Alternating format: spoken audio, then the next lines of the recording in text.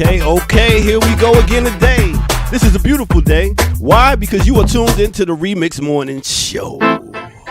Now, I go by the name of the Ear Doctor, and we got a good one right here on Black Power Media. And I can't do this by myself, so let me bring in my hosts, or your hosts, or our host, no other than Dr. Jared Paul. What's up, Ear Doctor? What's up, remixers? What's up, world? What's up? I like that intro, too. You know, it's a little bit of boujou. Mommy walk like a champion, talk like a champion. Yeah. Man, you know, it was funny. I was in a Trini restaurant the other day. This is like, it's always this one person that come in there. They just always be mad for some reason. I don't know what it is. I guess it's hangriness. A lot of people go to restaurants and they be hangry. You know what I'm saying? This one old dude looked like he work on a shipyard straight from Trini. He's like, yeah, let me get one Polaris. Let me get the oxtail bone in, and let me get the curry goat, and let me get the sorrel with that. She be like, no sorrel. He's like, why? Me get a movie. I love it. I love their whole, it's so like, give it to me.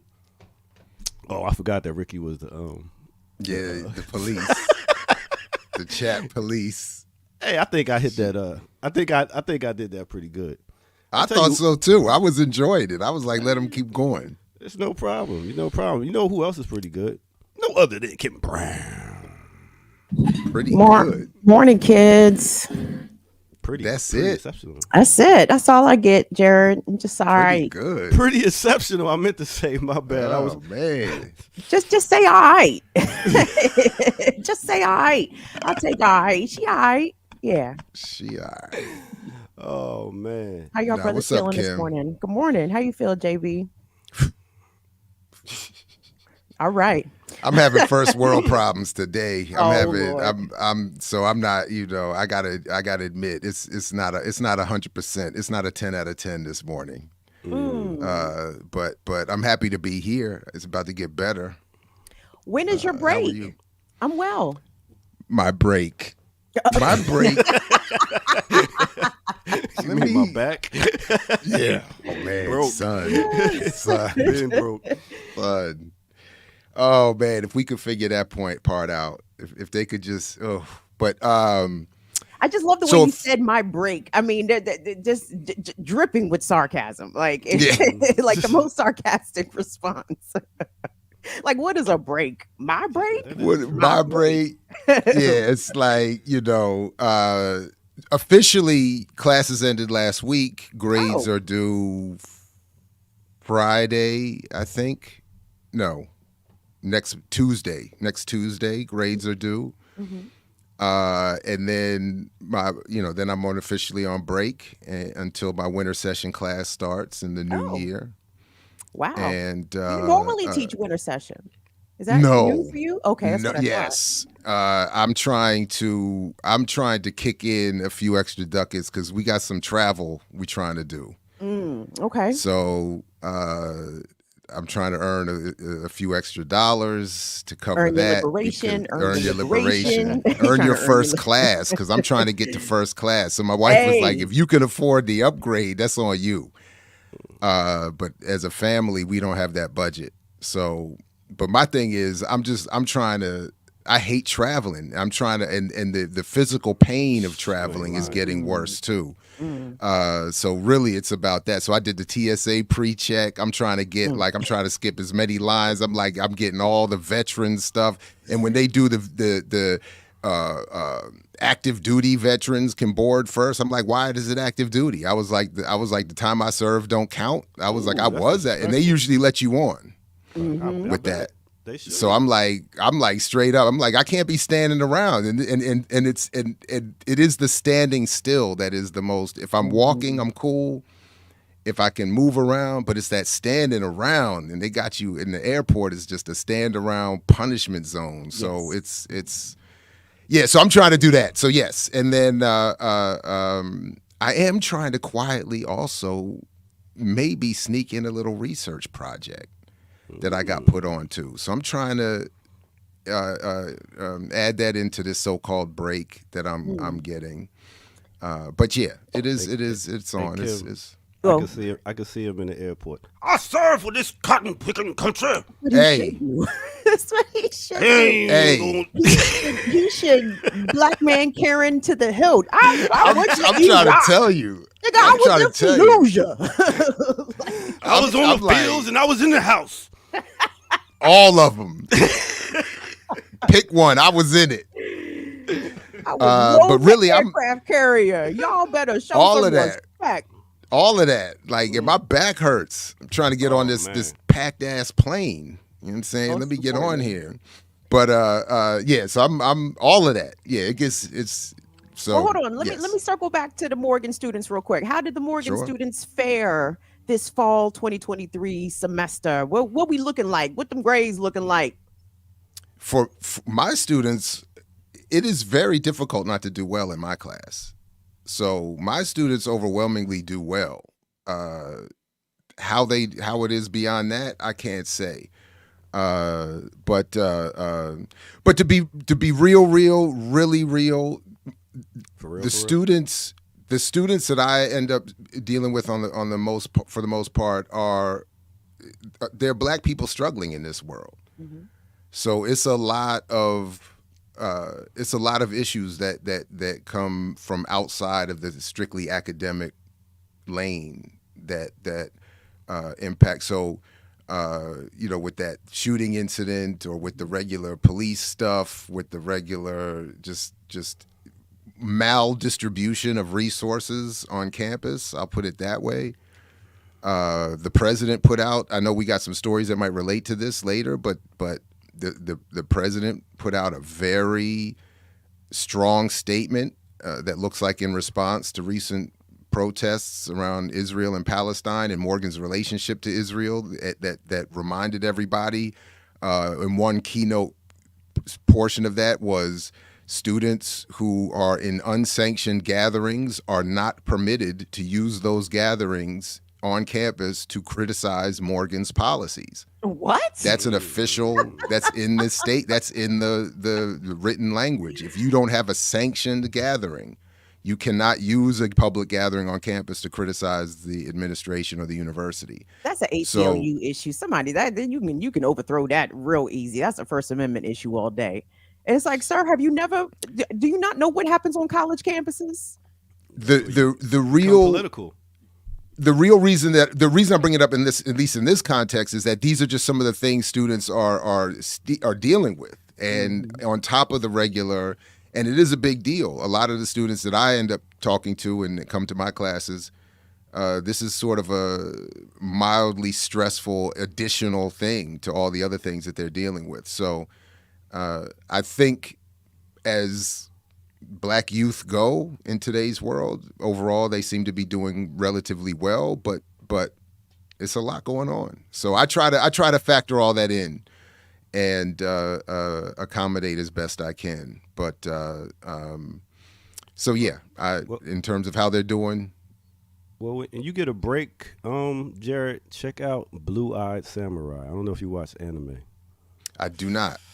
Ooh, boy, you could get to see the colonizer colonizing in his best way, like how he went to Japan and raped women, and then pretty much, I ain't even gonna tell you a story, but pretty much got this one samurai that's mixed and coming after the white settlers. And they just talk about all the mixed different race things. Superheroes. That's what I'm all about. Snow Crash all the way. Hero protagonist. Oh, that's my lane. Let's get the mixed race superheroes. And speaking of which, The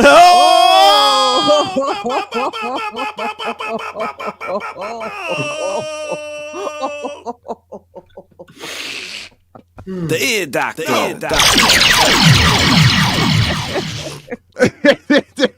I mean, damn, boy. You beat me, man. You got that one. All right. What? Why do I even share my talents? Why don't you cut on your microphone? Why don't you cut on your microphone? Why? Oh, wait a minute. Do that too. Do that There's a lot too. of whys. Everybody has why questions. Why is you without a plugged in microphone? And why are you in that room again that you know that's gonna have you messed up and you're gonna have to move? Because this is the room that I'm put in. So every day at this time, I got to start off here. When does he allow you out? Oh shit. You know, for water, like, you know, daytime and evening. For water. Get walked in the morning, get walked in the evening. Same thing. My doggy bowl's right outside the door. Exactly. And I'm good. And life is good. And life is good this way. And this is what I need to survive as a human being. Yeah. I'm very appreciative. Exactly. Please put my vitamins in the peanut butter and all that stuff. Like you're saying, like otherwise. You know I don't like them shit. Y'all got good lives. Y'all living good out here. Hey, no doubt. And she'll tell you every day, I'm only here because of her. And that's doctor certified. So I concur. I was living a life of like chicken fried rice in the projects. It was like, I don't know if my lifespan was about to extend that much longer if I, didn't pull out and be like, what? I shouldn't keep living here just, because it's easy. Tell the chicken truth fried rice now. in 40s. Yeah, it wasn't good. Tell the truth. Bodega coffee, chicken fried rice. Ooh, I started the day. How do you repay someone who has literally extended your life, Jared, Kamal? Your wives literally have extended your life expectancy significantly, right? You serve them. Do what I'm told. That works. Be where I'm supposed to be. Hey. This is the space I'm allowed to inhabit in the house. That's it. Do what pick up the children, make sure that, do, all that kind of stuff. Yeah. But and then consult her whenever real decisions have to be made. Exactly. Well, just pass those decisions on. Offer input knowing that input will be rejected. But the idea is that you're giving the input just to get her brain going so she can then oh, no, that's a stupid idea. Here's what we're going to do. That kind of thing. Yeah. That's what I do. I offer, but that's how I help her look good by offering all of the rejectable ideas. No, that's not going to work. We'll do this. But nice, thank you. And my children follow. They picked up on it. Daddy, go ahead, give your 2 cents real quick so we can get to the real solution. Let's hear Dad. And when they say it in the car, or when they say it, like we know he's not why are we even? Like I didn't even ask, or my oldest the other day said, I didn't even ask you because I was just waiting. I was like, I didn't know this was supposed to happen. Why didn't I ask you? Because, Because it's not up to you. It was just a final word anyway. Why? We'll just let you know. Exactly. A sounding board. Exactly. I'm here to help. Oh, Lord. All right. So, I guess we could go ahead and get ready to get in our first break. I got one more class for the year. Are you leaving early again? At 9, I got to go to this Muhammad school. You know what? I always thought it was Assalamu Alaikum, but it's Wassalam Alaikum, right?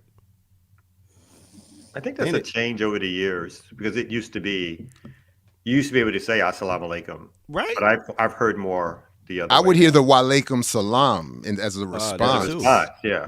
But I'm usually hearing Assalam. My big brother's in the chat. Brother Jamil, let us know what's the appropriate historically speaking. Greeting. Yeah. Salutations. Yeah, see, you got it right there. Assalamu alaikum. Okay. There it is. I don't know why I listen we to got you. authorities. Our chat is authoritative. Totally. I love it. Who's here trying to misdirect you, ear doctor? Misdirect you with the mispronunciation. Wa alaikum salam. Just a reply. See?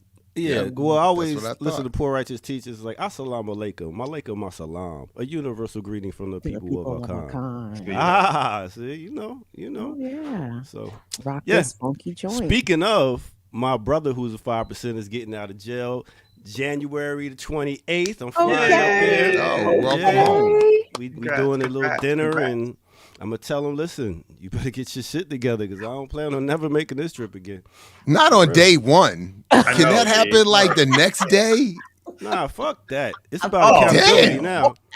It's about accountability now. It's like, bro, you better get your shit together. This is too long. You done missed out on too many people's lives around you that's been supporting you. You better get out of this bitch and do approximately how much time has he done?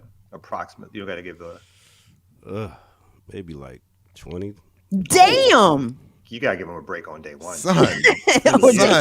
20 years, son. Take him out. Let him get his favorite meal. While we're eating, I'm gonna do a toast, and I'm gonna oh my God, you're gonna do it as a toast?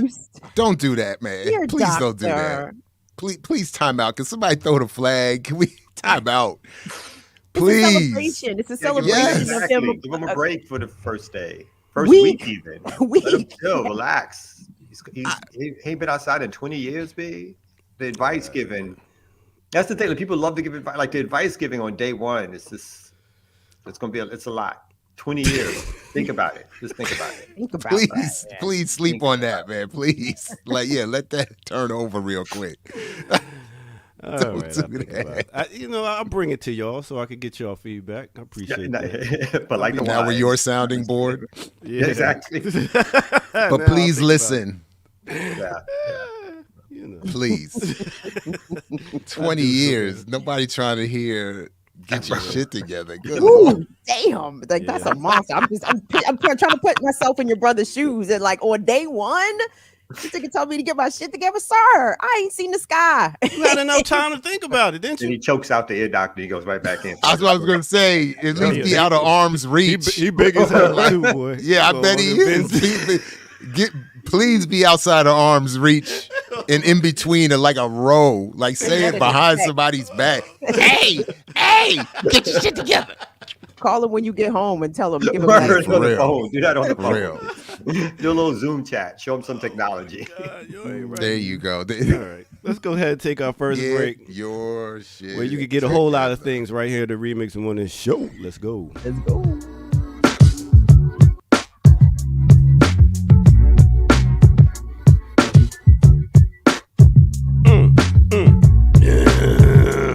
What's good, everybody? Welcome out. This is the Remix Morning Show. I go by the name of the Ear Doctor.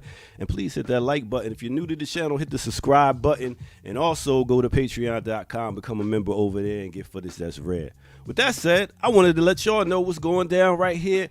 Speaking of going down, you got DMX. You got, you know what I'm saying, Faith Evans. Big up to them too right there. RIP to DMX. Yeah, I want to let y'all know what's going down right here on Black Power Media. We got a pretty bunch of dope shows. Speaking of dope shows, let's start off with one right here. We got Daughters of the Whirlwind, and they had a sister named Grace Harry, and they was talking about how to get joy out of life. Let's see what they talking about real quick. Wow. Yeah. It's serious out there, y'all. Serious. Very, very. So Take please care. Be careful. Yes. Do all your home remedies. Yes. I have been home remedied out. Me too. I'm like, okay. Yeah, doing all the things that mommy used to do. We on this mullen tea right now. Yes. Garlic, honey, onion concoction. I had me a good clove of garlic this morning. Yeah. Full of honey. Exactly. You got to just do it. Doing it with all the children too, the babies. Oh yeah, you have to. Yeah. Just fortify their immune system. Absolutely. And that's really all we can count on. Yeah. Like, it's really the home remedies because there's so many viruses out, you know, and we don't know what we fighting. Exactly. Right. Even, you know, I spoke with a doctor recently and they were like, we can't even keep track.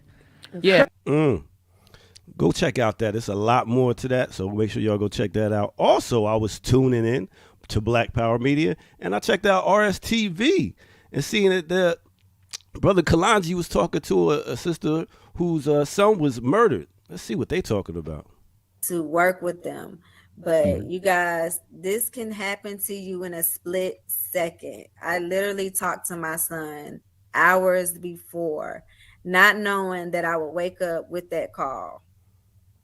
So when we get out and we're out here just not only trying to get justice for our loved ones, we're actually trying to help protect yours from having to go through the same thing that we're dealing with.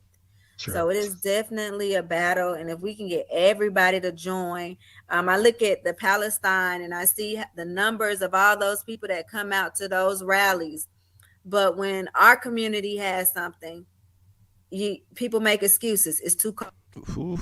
Talk that talk, sis. All right, with that said, go ahead and check that out. Big up to Kalonji, always out in the streets working with the people. All right, with that said, let's go ahead and get back to the Remix Morning crew. You know how we do. All right.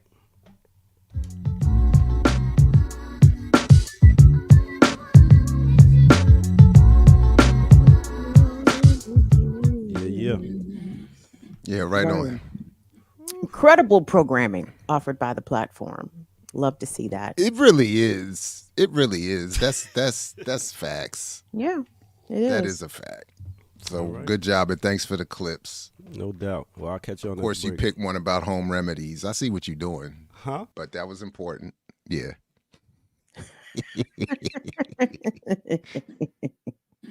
Okay. Oh, wow. Gang, is it slap the map time? Let's slap it. Let's get up.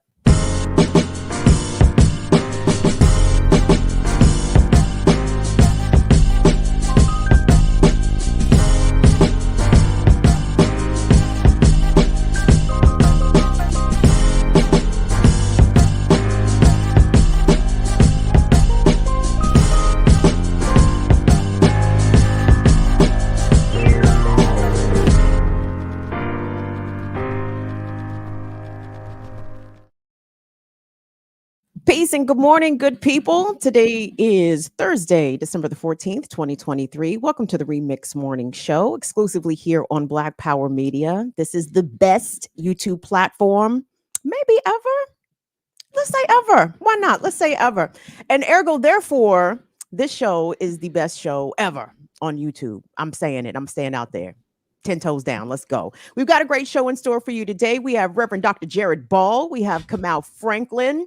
Your mixed race superheroes out here. Me and the ear doctor, we just light skin, we're not, I can't speak. It's there too. It's there in you too. Maybe a grandfather, a great grandfather. It's not that close. Yeah, but it's not that close. It's back. It's farther away.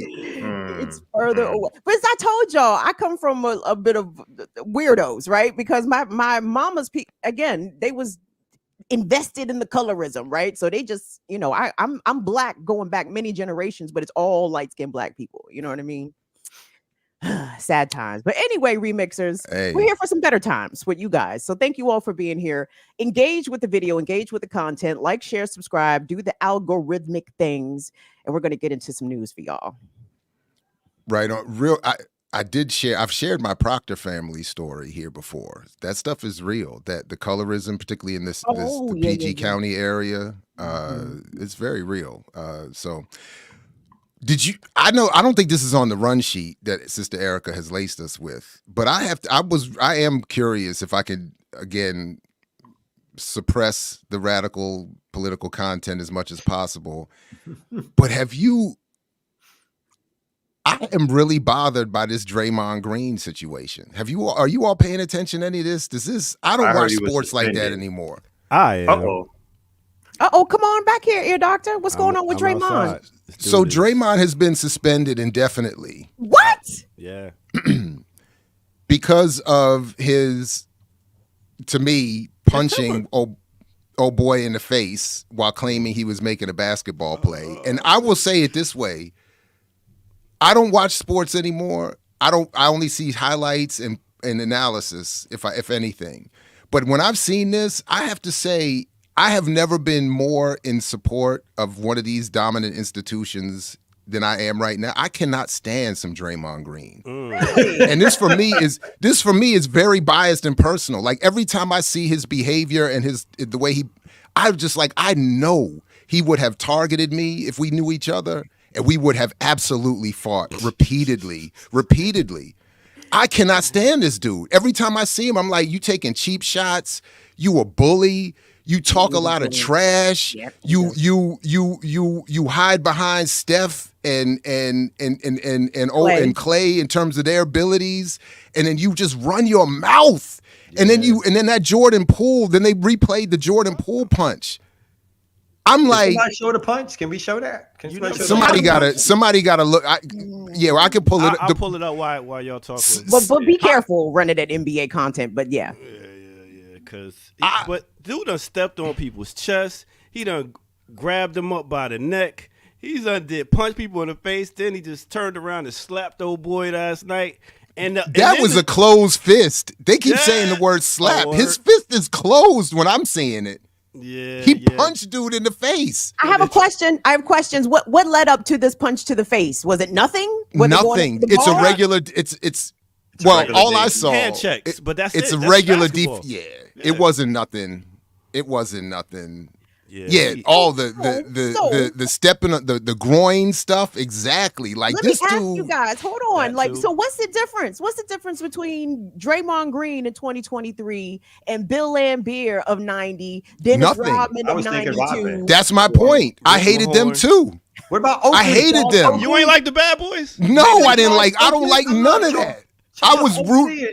And what's my man's name with the go to grandma with the go to Larry Johnson. Larry Johnson. Yeah. But Larry could play. Larry had game. Like I don't like these. I have never liked the bully in real life or anywhere. And I have willfully walked into the wood chipper per se. When I see bullies, I've taken lumps for it. Like I have like a track record of like it's I don't like it. Ron Artest, to me, I feel very differently about Ron Artest, to be honest. And I feel like he made and after the Malice in the Palace, he's a superhero to me. So I like he did a 180 for me. Well, Out of he's Meta known World for Peace. running down the court, giving an elbow like this. I know, but he did a 180 and he redeemed himself with the Malice in the Palace. You swing on a fan, you redeemed. A fan throws beer on you and you swing on him. All is forgiven on my you are a superhero. Like he's on my wall. He's on my Mount Rushmore. Who's the best NBA player? Ron Artest. They're like, what? I agree with you though, man. They had to send a message, and it was about time because he was just too much. He was just trying to bring back that whole '80s vibe, and ain't nobody still playing like the '80s. You don't even hand check like that no more. You know what I'm saying? This is the play from last night or the other day. Yeah. Right. This is crazy. Fields has picked up his third foul. And now Green runs over Nurkic. Yeah, you got to see the replays. They're going to take a look at this. Yeah, that right there Jason was Goble indicating he they smacked will the go shit to out. the Or like you monitor said, here. punch Nurkic is down in a heap. And look at him, man. Like, what are you talking about? He's grabbing my waist. He's pulling my jersey. Man, you can't. Watch this. There's a close up. Oh, come on, on the temple too, on his temple. They're going to just try to decide. No, I didn't do that on purpose. That looked like an excessive. Get out of here with that. It's going to be at least a flagrant one. What's Draymond's background? Like, you better pull it down from. Yeah. Where is he from? Where does he come from? I don't know much about him beyond his career on the Golden State Warriors. I don't know, Mom. I think where he come from. I think context. I think context matters. I think context matters here. To a point. Up to a point. That's how. Because honestly, I don't care. At this point, I don't care. That's how bad I feel. Like I'm so furious with this dude. Like I don't care. Like you swing on me like that. What I gotta be worried about your off the court issues? Nah, man. You can't. Like at a certain point, you got to deal with that off the court. Or stay off the court and get yourself together. Now, Mark Lamont Hill, in his commentary on this, he said the NBA's suspension is supposed to also come with attempts to help him with whatever psychological issues. Or like there's supposed to be some support coming with this. And if that's the case, okay. I prefer that than just kicking him out the league or anything like that. At the end of the day, I don't like seeing people's employment. It's crazy. Upended. But it's crazy though. My brother, brother I went to Mexico with, he DJ'd his wedding, and I'm just thinking like, damn, I wonder how he treats his wife. You know what I'm saying? If he do this, I mean, just the temper. And I ain't saying it might happen, but I'm just like, if a temper like that, and now he gonna be home with nothing to do. Well, has there not? As long as there's not been any allegations, let's not stretch it out. Right. Let's not stretch it out. Let's not stretch out. I want to be like Melissa Ford and Cameron. Oh wow, yeah, she did too much with that. But big up to LeBron James. While I'm on the topic, that dude is a beast. Just won the in tournament joint. Man, stop that. That's the other thing. I paid attention to that for 5 minutes, and I'm totally opposed to that whole thing. Oh, and then people trying to say that this counts as a championship he can use to catch up to Mike. Stop it. Yo, he's representing the older heads, man. Don't do that. He representing how we can still get on the court and kill these young boys. There's a tournament in the middle of the season? Yeah. They created an in-season tournament. Yeah. And it's bogus, though, because for one, none of the games count towards the overall statistics, right? Let's say somebody drops 70 points in one of these in-season tournament games. It doesn't go to their overall scoring average or point total. It's a weird it's a weird thing. I'm like, who asked for this? But apparently this is very popular amongst younger viewers of the NBA. Like they were very much into this, all the creative, colorful designs of the basketball floors and all of that. But it wasn't about that. But it's not a regular season game. No, it wasn't. They can get hurt that. and everything. You don't like in the middle of the season. They're playing like some outside tournament that doesn't count towards the stats or whatever. That's a break from the season. So, listen. Okay. They're playing playoff basketball, which they never do in the middle of the season, and it's kind of boring. It's like we gotta wait all the way to the end of the season for them to play playoff. That's how that works. Now we see them actually going hard, playing each other. I'm like, good. Anyway, I'm done with you. Then what you should do is and they will, of course, would never do this. If that's really the concern, then shorten the season. There's no reason it needs to be 82 games. Shorten the season, make all the games more important. You reduce all of this so-called load management that all the players are doing, and you can get more of the heightened whatever, or do an in-season tournament as an all-star break instead of and change the all-star weekend into an in-season tournament and get rid of all that silly stuff. But all they want to do is make money and give LeBron another chance to win something, because all the teams he ended up playing with, I saw the stats, all of them were well under 500 for their records. Like they're all weak teams. So he's just, and then literally people are saying this is his 5th championship. He did something Michael never did. I'm like, man, please put the pipe down. Oh my goodness! That's why NBA did not call Dr. Jared Ball on how to capitalize they sure did. Off the season. Not one of them did. You're right about that. You trying to cut the budget, talking about shortening the season. They gotta get money. Anyway, I catch you on the break.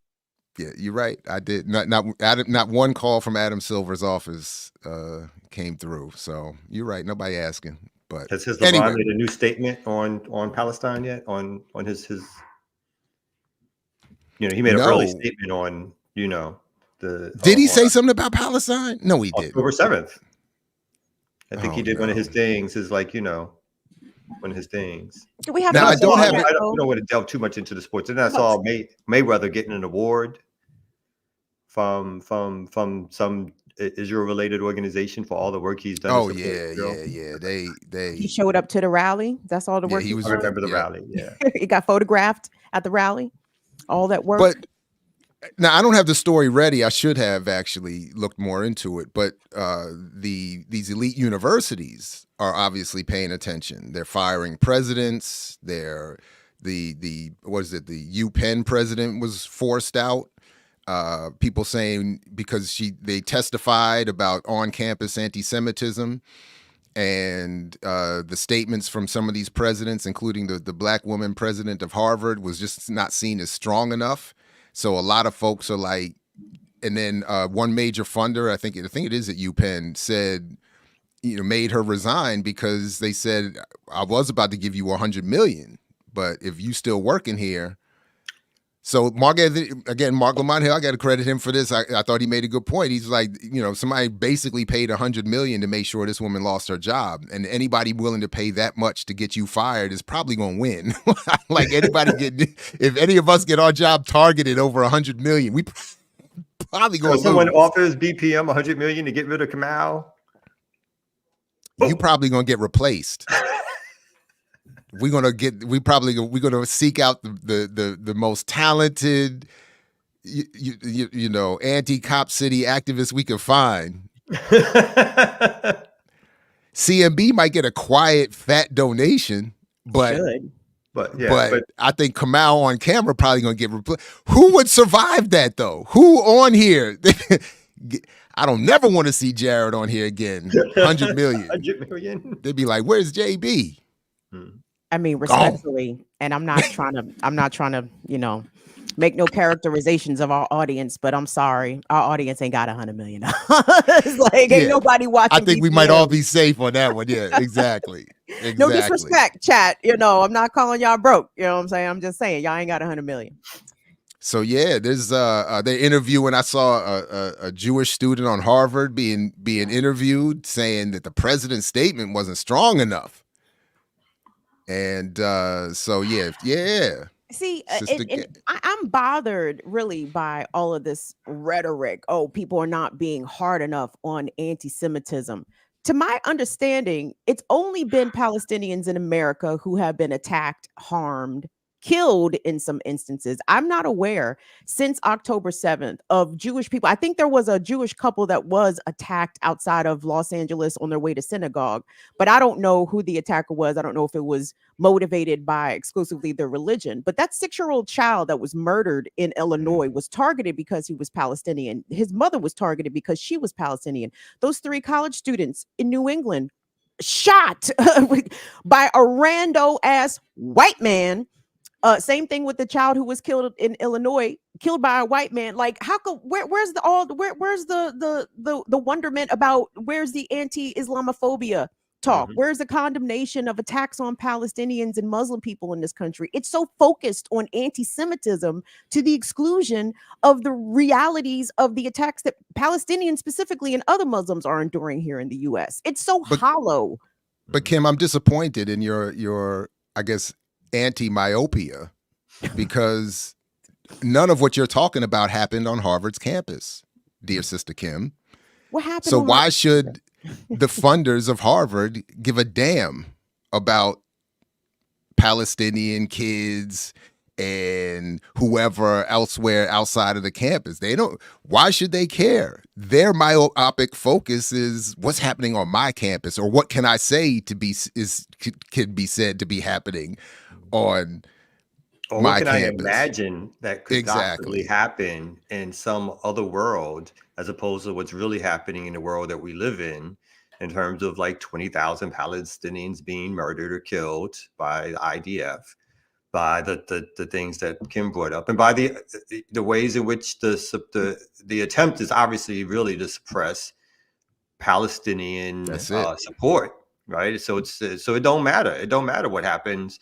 For them, they're creating their own narrative, like this congressional hearing that was hastily called, and then I think the question that was put to them was, what would happen if some anti-Semitic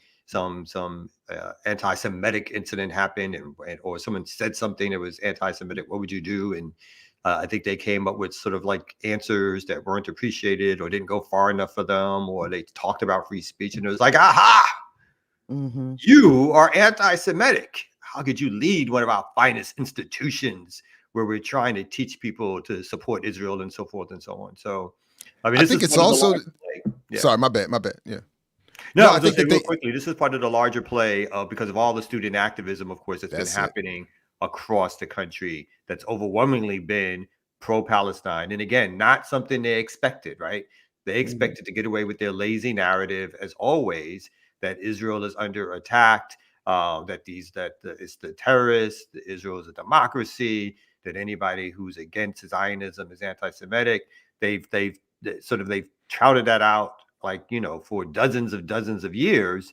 And again, because there's been no social media, it's the only thing I can point to that's allowed people to not have to have all of their news and information gone through this funnel of what corporate media says, but now people can challenge it. They can show documents or pictures or film or put out other things that makes that narrative look silly quite easily, right? They can talk about the history of how Israel was developed, the history of ethnic cleansing, the history of Zionism, the history of the colonial project. People are getting to see that in real time, and sometimes in really unique, funny, well-produced ways on fucking TikTok or whatever. Never have we had that experience before. And it's broken through the sound barrier of pro-Israel news coverage, State Department propaganda, government propaganda, and they're shitting their pants on that. I mean, the Israelis still feel protected, don't get us wrong, because the government overwhelmingly supports it and has not let up on any resources whatsoever. But losing the narrative is extremely important, because over time, it can mean some shift in the body politic. And so that's what they are deadly scared of. I think that's it. And I think from the statement from my university's president to this congressional hearing, all has been about the fact that most people, from Black students at HBCUs to elite white students at elite white schools, most people are siding with Palestine. And I think they're seeing Jewish activist students out there protesting. They're seeing other people out there protesting. They're like, hold up. Somebody got to pay for this. And if we can't get rid of all them kids, we're going to start picking off the presidents. Somebody got to go. You guys know why these presidents, UPenn, Harvard, MIT, why them? Why were the presidents of these specific universities called to testify before Congress? And I think the question asked by the Congresswoman that is being replayed in all these clips is, I'm paraphrasing, but if you heard students or activists on campus calling for the genocide of Jews, is that condemnable, speech? And both the UPenn president and the Harvard president, I think, gave answers to the tune of, it depends on the context. It depends on the context. You know what I mean? So, yeah. And I thought, and you're great point, Kim. And when I heard that, I also heard them trying to avoid the more, I think, prevalent use of the word genocide in this moment, which is to say what Israel is doing to Palestinians. Mm-hmm. They're not worried about the amount of people actually saying let's genocide the Jews. I think is infinitesimal. Yeah. It's an unreadable percentage.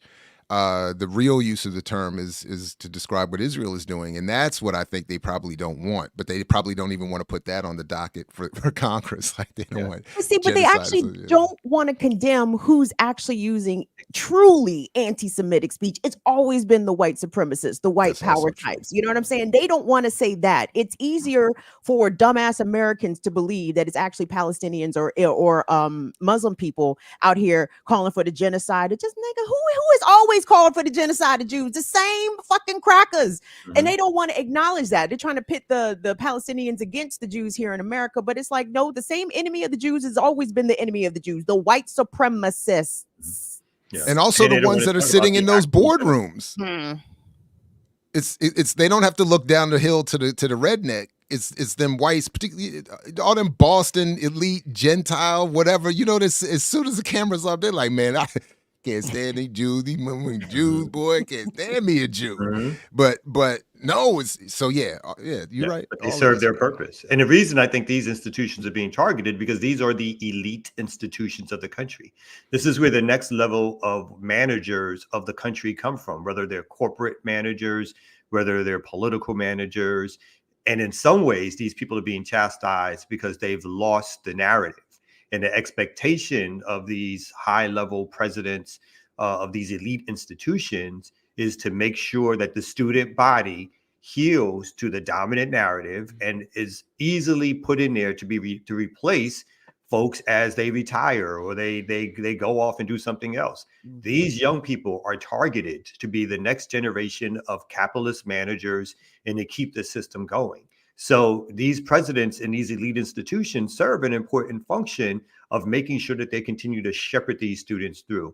The fact that they feel that this, that they've let this narrative eke out and let it now explode on campus and challenge a dominant narrative and a dominant position by the United States in terms of its support for Israel is a fireable offense, right?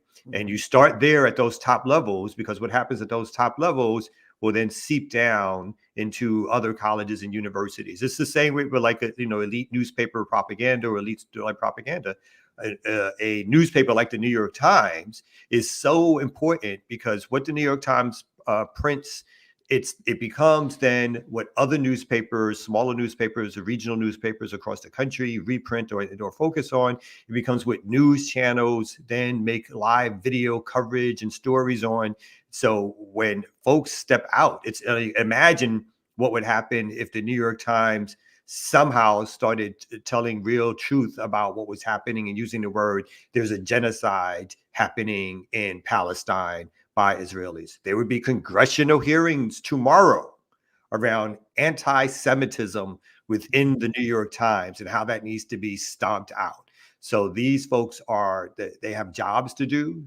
And if they don't fulfill the roles in which they've been given to do, even those the Black woman, the LGBTQ community, the Black man, the Latino man, the white, doesn't matter. You're in these positions for a reason. Your history has suggested, ideologically speaking, that you understand that. right? Because that's how you get those positions in the first place. You've continually showed your ideological allegiance to Western hegemony, and you're given a job to do a certain thing, and you're not doing that job, and you are disposable, right? Because they're going to find a new manager. And, in this case, again, the question for me is how far it goes. Like, again, in the 60s and 70s, when we had student uprisings on campus, it went pretty far, but they learned to sort of correct that narrative or tamp that down, and to regain control of campus life through various ways, through the cost of tuition, through the sort of re-energizing the narrative of making money is the dominant thing you should be doing with your life in all the Wall Street years.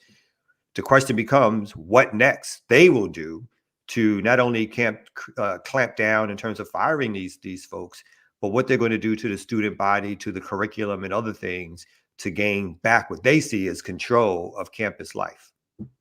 Well, don't worry, because your boy, thank you, Arlene. Semitic people are of the land. Zionists are not of the land and therefore, are not of the land and are therefore anti-Semitic. Yes, Zionism is anti-Semitism. Mm-hmm. But your boy, you're talking about what can be done, is part of a group of Maryland faculty from a variety of institutions that are going to collectively produce a letter that is going to look to protect the free speech of students and others on campuses here in the state of Maryland. So there you go. That's a strong look at that revolutionary response. How many signatures y'all going to try to get? Like, because y'all need a lot. That part I don't know. I'm not in the leadership. I was just on a call for it yesterday, so we're working out the details of what the letter will say. But I think it's going to attempt to get pretty big, and also from the Hickory Ridge Village Board. I have been most board updates, when we are asked for our updates, I say, I've been out here supporting the Palestinians. And I just like to see the reaction, which is just a lot of, Next item on the agenda, please. Anyone else? Anyone else have an update? Anyone else? I love that. Thank you for making the whites uncomfortable. Way to go, Jared. It's what I'm here to do. That's what I'm talking about. It's what I'm here to do. Especially when they think, again, when we get that invitation to whiteness, which I've actually written about, and they're like, maybe we can work with this one. And I just, you see the disappointment. You can see you can watch their interest in you fade, or their hopes for you fade. You could just see it just leave, physically walk away. They're hoping that you're like a Sage Steele. Yes. Biracial. Absolutely. Yes. Supposed to be shunning your blackness out here. Absolutely. You're not supposed to be embracing the he black. They're like, he had a chance. White. What are you doing? The white is right there, Jared. Why are you turning away? Right there. The white? It's right there. Don't turn away from the light. It's right there for you to grab. Reach out. Come on in. Just come on in. But you're not really in. That's the point. The salary will be doubled. You'll get speaking engagements. You'll get higher listing on all of that. Academy newsletters and brochures. You'll get profiles done. You'll get some profile in the media or something like that. Just make a couple of good statements. That's all. I do revel in it though. I like to watch it. I like to watch it leave. I like to see it. It's like you like to see the blood drain from their body. I want to watch you die. It's like you just see it happening. It's like, oh, damn. And then they don't know. And then when you're leaving after the meeting's over and everybody's saying goodnight, they're like, it's real uncomfortable. They know it's like, what do we do when there's no rules? Talk about you. They want you to leave first so they can all go. Right. Once there's no Robert rules to moderate, it's like we don't know what to say to this guy. So I'm like, all right, don't worry, I'm out. I'm leaving. I'm like, wow, guys, that Dr. Ball. Right. And it's so yeah. They're gonna be real respectful. They're gonna say doctor, that Dr. Ball. When is the next elections? Exactly. When is the next election? That's funny.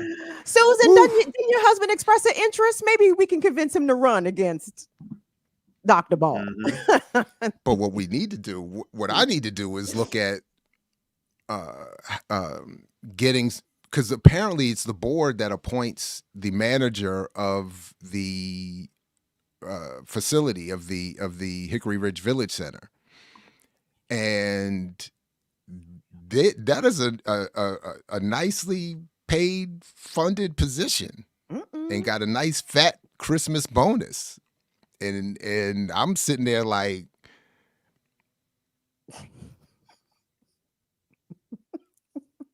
you gonna throw your hat in the ring? Right. Come on, I started doing what'd you say? The black man Karen started thinking. I was like, man, I'm a war veteran. I got all these degrees, and there you go. There you go. There you go. My check don't look nothing like this. I was like, how do I? 100 million. It does. We all have different prices. There's always different prices. They just have to figure it out. They just have to figure it out. That's why they're always disappointed when one leaves. It's always like a big, and then they'll crucify you, of course. You know, like this hasn't been completely like Mark. I mean, we keep bringing up Mark Lamont Hill, but think of his CNN experience, right? That like he was allowed to be the cutting edge of progressive to liberal thought within the paradigm of establishment, the news media, and events or whatever. But you know, he stepped on one of the third rails by actually saying something positive that Palestinians, oh my God, have a right to self-determination. It's like, what the fuck? What's wrong with you? So, and he got it's crazy talk. Yeah. It's crazy talk. Yeah. Now he's on these YouTube streets, right? Yeah, I see him. And now that I've seen behind the scenes, like I see why. And good luck to him. Because and I'm sure he's gonna too many as a viewer, not even hating on him. I'm just like, as a viewer, too many debates with the right wing. I know it's probably good for numbers and he does well in those, but I can't. I was like, he be inviting. He got these lunatics coming on, and he punishes them, but I'm like, I'm not. Right? Still just giving him a platform that they don't necessarily deserve, I guess. But it does numbers, apparently, you know. And so, I mean, but yeah. Anyway, speaking of platforming for numbers, here we go. I could just imagine. Can y'all imagine what Jared and his Hickory Ridge group look like? Mm-hmm. You don't have to. Oh, yeah. We bringing it back, yes. Bring it back in, Doctor. That's what I'm talking about. Not in the cut off jean shorts. Yes, sir. It's on. I love it. 2024 is back on. Let's go. Meme Wars. AKA the Hicks. Oh my goodness! I love it. Thank you for that. Whites over there a little more. Now I want to fit like it's the middle class whites. Oh no, that group right there. These whites they cut them off. If they're related to them, they got cut off. They're not invited to their own cookouts. That's not those whites. You better find them cardigans and wine glasses. Yeah. Got some sweaters, some good sweaters. J. Crew, J. Crew, yep. Khakis. Yeah. Oh, chinos, you know what I'm saying? Oh, wait, Birkenstocks. Columbia's full of them. Here, Doctor, this is how white they are. They wouldn't even hire you to DJ their parties or events. Like they don't want. That's not. They don't even party. They don't want none of that at their party. You better spin your Bach and Beethoven. I tell them I'm white and I just got jaundice. Oh damn. Let's go to the break. All right. With that said, we're going to go ahead and take a nice little break right here on the Remix Morning Show. Yeah, let's go.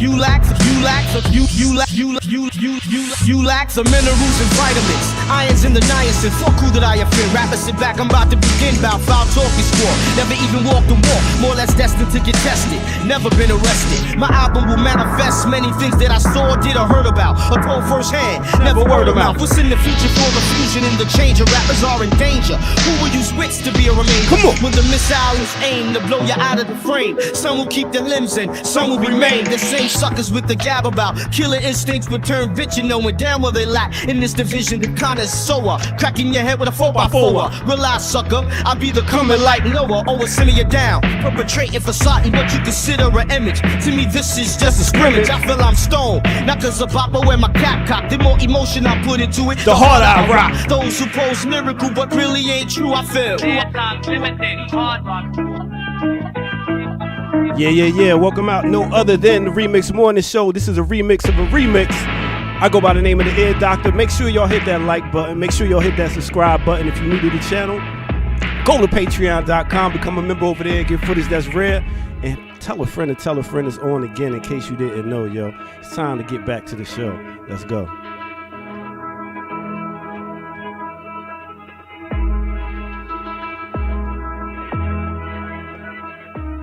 Yeah. I like the original beat better, but I appreciate that a lot. You know, a little pop mixed with hip hop. So that's a classic. For the record, Taylor Swift is not an exceptional white. I just want to be on the record as saying that. Okay. Because that was Taylor Swift's track, right? No, that was Charlie XCX. Ah, okay. Sorry, I thought it was the anti-hero. Clap. Yeah, But why? Real quick, how does one become an exceptional white, and why is she not one? Talent would be is how you become an exceptional white. She's not. I mean, her music's not good. You know what I mean? Like, it's even as pop music goes, it's very mids. Like in terms of a white pop music icon, you know, like Madonna is sort of, you know, one of the prototypes. But even in the more modern day, Lady Gaga, like. Taylor Swift could never with Lady Gaga. Couldn't see her with her pen, couldn't see Lady Gaga with her voice, couldn't see Lady Gaga or nothing. But Taylor is so vanilla. You know, she's just like she's built like a popsicle stick. She's just so plain. I see why she appeals to mainstream white women, because she's very average. You know what I mean? There's nothing exceptional about her. She's a country singer that did some pop songs. I mean, well, she freaked the country in the same way that you know, a lot of these white rappers, like what's the nigga's name? Machine Gun Kelly. Like, he came in rapping and now he's Fred Durst. I don't know what he's doing, right? You know what I'm saying? So, you know, she came in on the country, like, let me get my white, let me shore up all the whites out here with the country, and then she took it on to pop, which is, you know, cool, but she ain't exceptional. Let's just be clear. All right. Well, y'all got that from Kim straight up. Well, listen, y'all have a great weekend and have a great rest of the show. We got some dope. Let's fix your face. Come out. We got some pretty dope guests coming up in a second. So nice. Yeah. Listen, Remix Show, we have it all here. In case y'all didn't know, so y'all need to tell a friend to tell a friend. It is on again. How's the puppy? Before you go, how's the dog doing? Man. Nope. You got him tied up someplace, don't you? Nah. The dog's chilling right now, but he's gonna be in the room by himself where I'm going. Yeah. Does she have toys? Does she have stuff she can chew on? She got a toy. Good. She got a toy. Did you say a toy? Yeah. Ear Doctor, I'm just letting you know. I look like KB Toy Store over here. She got something to gnaw on. I mean, is she going to find a furniture leg to also gnaw on? You better leave her with some better. There's no furniture in the room. I took everything out. Damn. Okay. It's like solitaire. Can she look at the window? Can she look out the window? Yeah, she can't get to it though, but she can look out. God damn. Okay. Listen, she in punishment. Man, I'm out for the dog. Pretty much. All right, let me get out of here. I'll catch y'all next time. Y'all have a great week. Are we gonna take a break at the end of this year? We ain't discussed that yet. So I even put a poll on the YouTube channel. Did folks want to have us do like would they want a New Year's Eve live stream? And I was just curious because I probably don't. I don't think I'm going anywhere. I don't be doing nothing. I'll be out of state doing a party. I know it. Doctor working out here, booked and busy for the New Year's Eve. You ain't lying. I gotta work tonight, Friday, Saturday, and Sunday. I don't know. What are we doing? What is there going to be a? I don't. I think last year we took a break like a week or 2 weeks or something like that. Yeah. I think we deserve it, but what do I know? All right, I'm like, but like Diallo tells me, I like to pick cotton at night, so I might come through. I might come through and do something. If I don't know, because I know I'm taking a slowdown myself, but I don't know. If I don't have nothing to do, up your slowdown. Every time you say slowdown, then but this is it's supposed to start in January, and then okay. That's what I was saying. Okay, but we'll see. Yeah. But yeah, I do. I miss everybody. No. Okay, so what are we doing? What's the plan we have a guest here? coming on. All right. I think to talk about a new Mumia documentary. So we can slap the interview map. And the interview map. Oh wait, because Ear Doctor left. Hold on. Yeah. See, so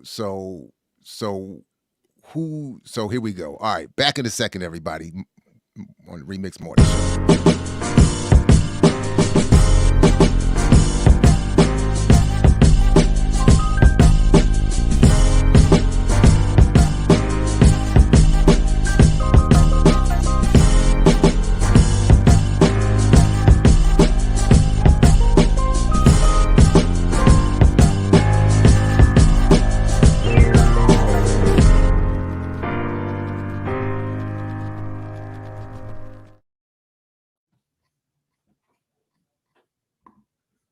All right, back here in the remix. Everybody. Yep. Go ahead. I thought we were going to have.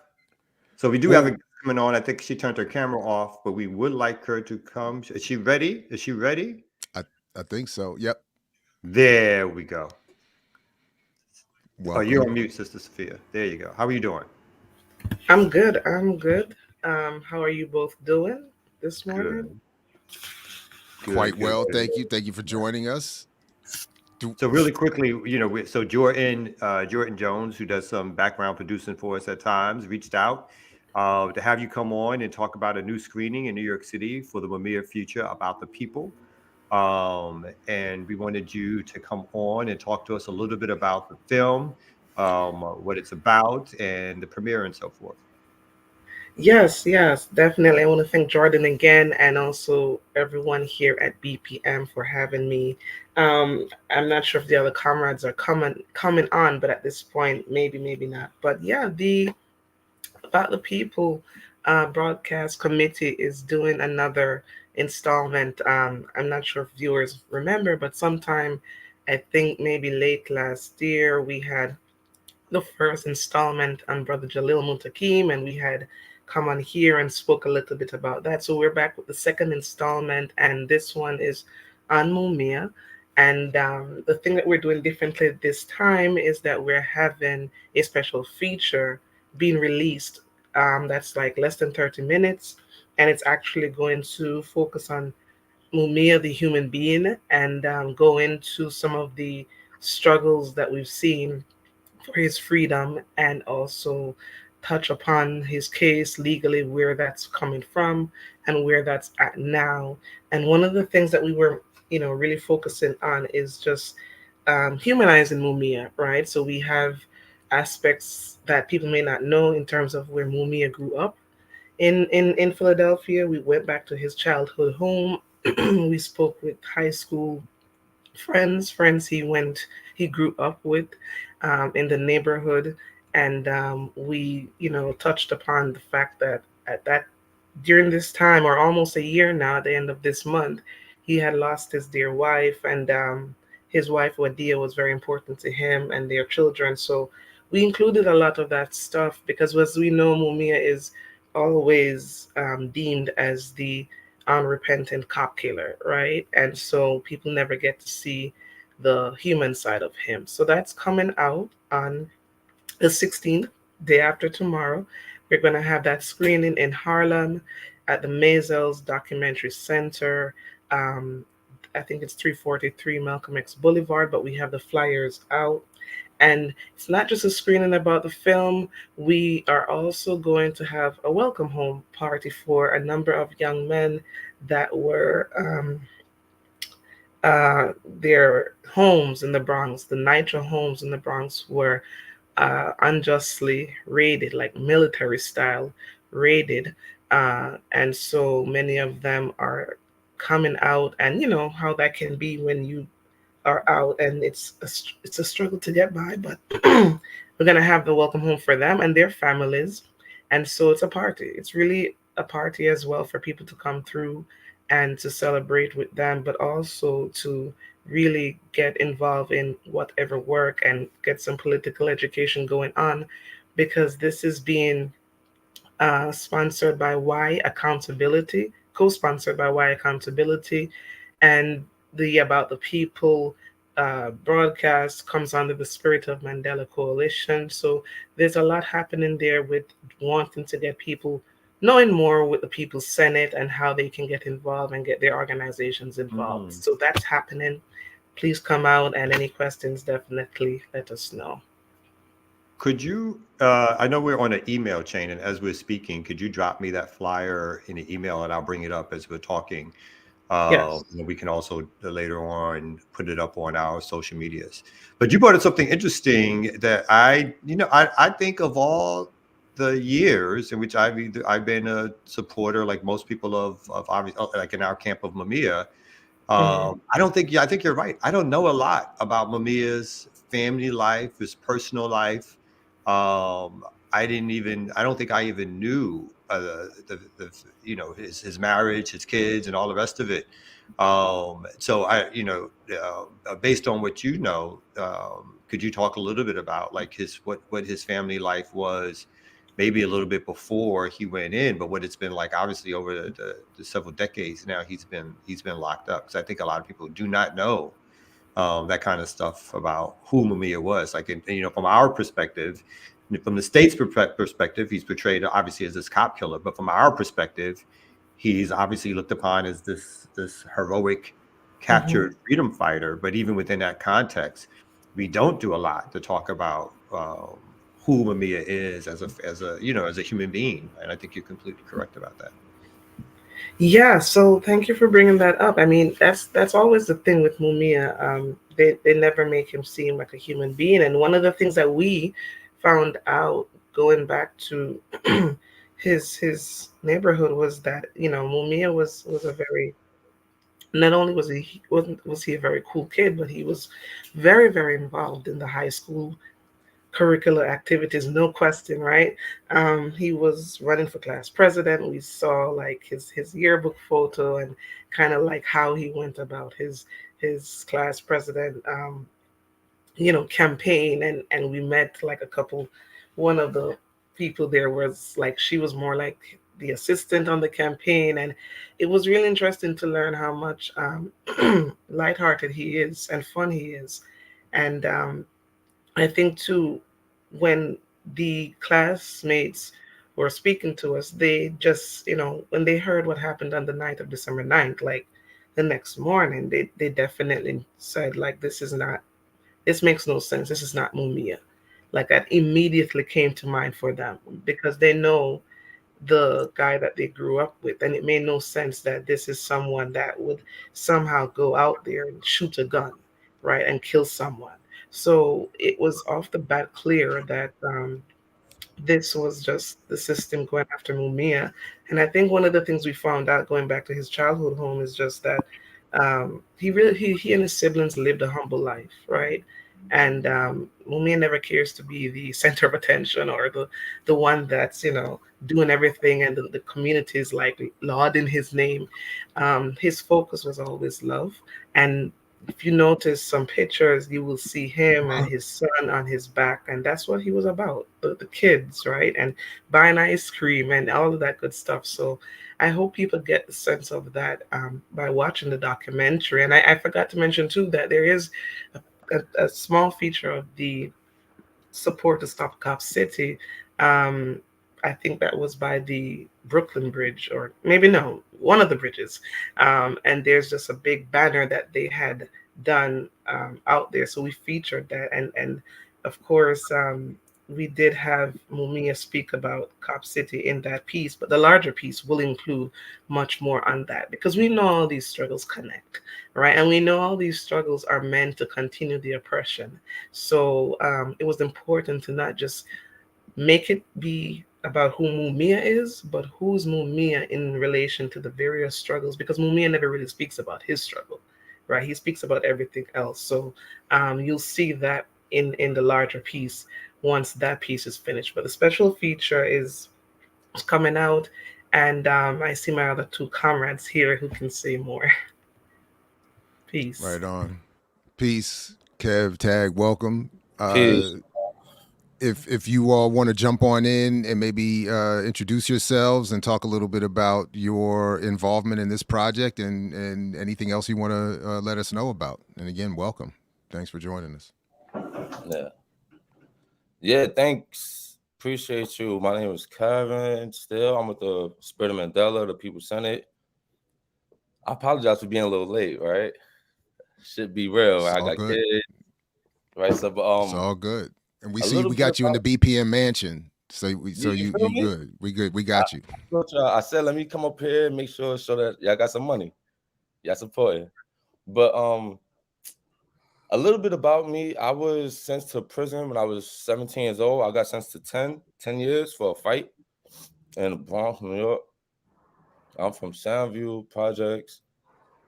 I wrote my own appeal. 2018, I was able to come home on because it was bullshit charges. That was my first case ever, and they sentenced me to 10 years. So it was nonsense.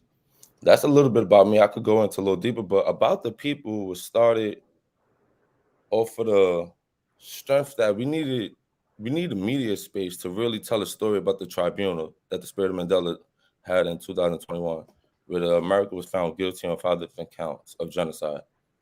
So me, while I was inside, backtrack a little bit, right? While I was inside, I read that Frederick Douglass, the most photographed man, said that he took these pictures without smiling, specifically to change the narrative, right? To change the narrative of the enslaved person, like this happy-go-lucky type of person, right? He didn't want us to look like that, because that's not who we all are. And me reading that while I was inside, I said, when I go home, I'm gonna do something similar, right? If Frederick Douglass was alive still to this day, I think he would do film.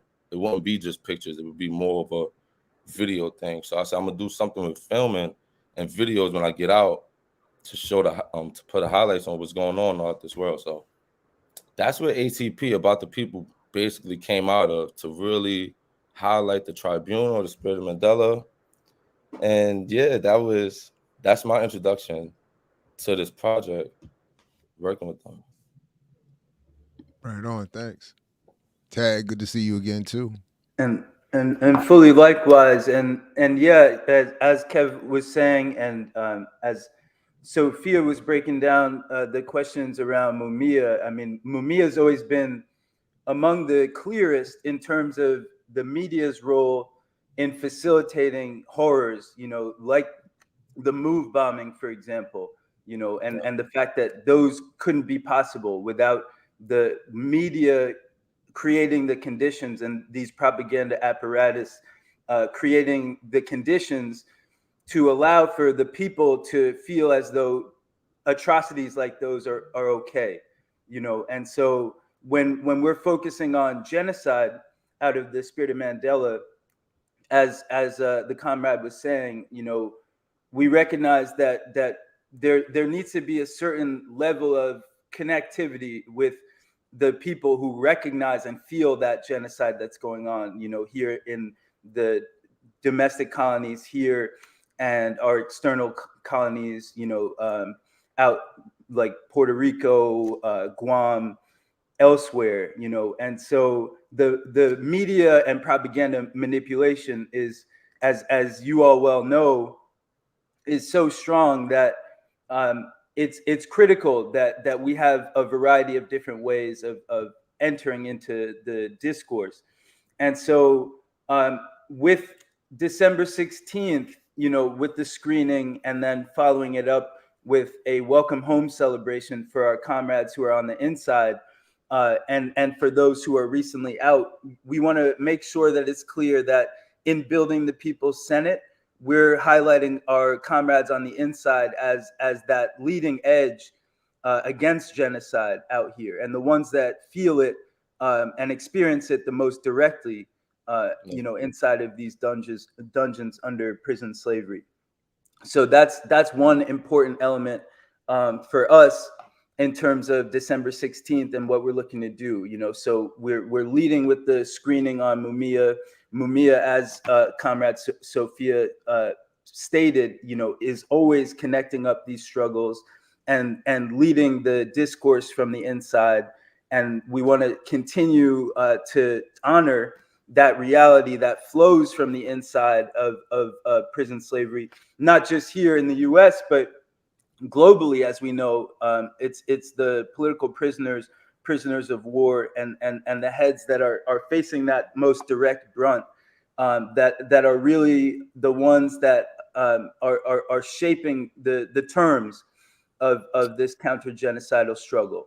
So we want to make sure that it's very clear as we build the People's Senate here in the Northeast region, New Jersey, New York, Connecticut, Pennsylvania, certainly the People's Senate across the board, but we wanted to make sure here in the Northeast that we're highlighting these political prisoners of war, repping from this region. So that's why we're focusing the funds toward our dear comrades, Reverend Joy Powell and Brother Kamal Siddiqui, as well as our remaining Stop the Raids NYC comrades, which there are 8 brothers still inside behind these so-called gang raids. So that's what the contributions are for on December. As we begin to wrap up, you guys have talked about the People's Senate a couple of times.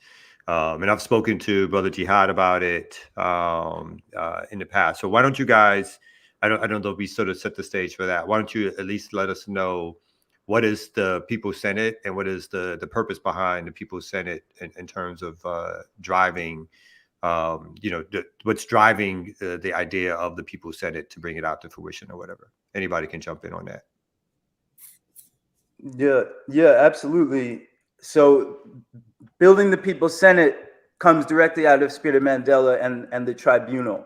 So the tribunal against United States genocide was in October of 2021. And since that guilty verdict, the next major phase of Spirit of Mandela is building the People's Senate. The focus on building the People's Senate is to connect up the networks of counter-genocidal work, the tremendous efforts that are going on across these domestic colonies against genocide, all 5 charges of genocide and beyond, but recognizing that lens of genocide in the form of slave patroller, terror, political imprisonment, environmental racism, medical apartheid, hyperincarceration, recognizing that this genocide is going on and using that lens to connect up the various networks of counter-genocidal work, effort, energy that's going on across these domestic and external colonies. So that's the overall thrust of the People's Senate, is out of a recognition that we are facing genocide for profit on a nonstop basis out here. How do we figure toward alternative modes of governance to reckon with those realities? And we know that numerous organizations, crews, individuals, et cetera, out here are doing that work. And so the People's Senate, out of Spirit of Mandela, is aiming to use our senses, listen, peep out, engage these various different activities that are already going on, and connecting those up such that we can concentrate that energy and those efforts to solidify demands, for example, for our political prisoners, and gear those into a register that is more akin to a demand than, as Brother Jihad often points out, the request that it represents at present, just given the nature and character of U.S. imperialism and our relative concentration of strength and coordinated effort here in the belly of the beast. No. Right on. Thank you all very much. Just beyond this initial screening, tomorrow,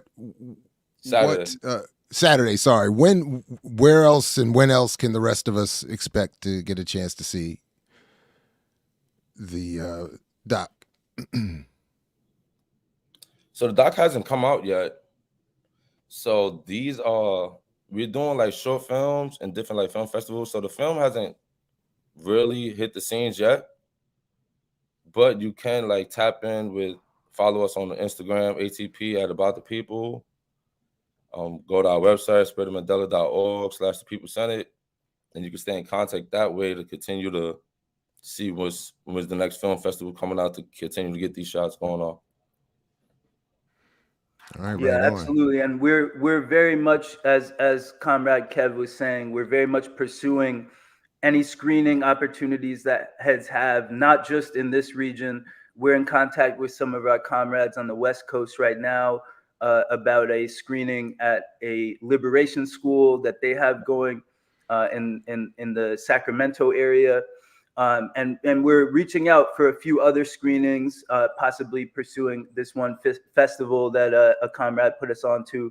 So that's our focus right now, finding these particularly brick and mortar physical spaces, but whatever spaces where we can engage with the people and continue the discussion about building the People's Senate, about Mumia, bringing him home. So right now, we've really only displayed it online for the most part. For example, December 9th, as we honored the frame up of Mumia every year, December 9th is a mad significant date. So as part of the virtual rally, we screened the film, the short feature, as part of that virtual rally. But in terms of in-person formal screenings, this will be our first. And we've displayed it here and there, more informally in person and at virtual rallies and online. But please hit us up, as Kev was saying, if you would like for us to come through for a screening online or in person. That's really what we're looking to do. I just want to say one thing with heads where they're at. If I could say one thing real fast about like political prisoners. When you hear political prisoners, the first thing, I know at least for me, the first thing you think of is like a Mumia Abu-Jamal or someone like part of the Panthers or one of those, somebody from the 60s. And that's not the case, right? We have brothers like Kwame Shakur out there in Indiana with the Prison Lives Matter movement. We also organized for the youth, right? There's new political prisoners as well. I hate to say shit like that, but it's unfortunate, it's the truth, right? So it's not just about the elders that the world knows, like the famous, like our revolutionary heroes. There's comrades out there right now that's facing this wrath from white supremacy. So we looking to help Brother Kwame as well and different people that's getting caught up in the cop city out there in Atlanta. So there's political prisoners till this day, not just from the 60s or 70s. And that's just something I want to like make sure that's clear. Because we could get caught up and just always try to remember about our elders and forget that there's brothers and sisters still to this day that's out there putting in work. So we helping everybody. And the People's Center is here to bridge those gaps with the youth and the elders, as well as the street culture, consciousness. We trying to get everybody. We're not trying to step on nobody's toes in the sense of y'all leave y'all organization, come join the People's Senate. But it's more so like, let's all work together, but just under this roof so we can have structure. Real talk. All right. Sophia, I don't know, you had a last word or you good?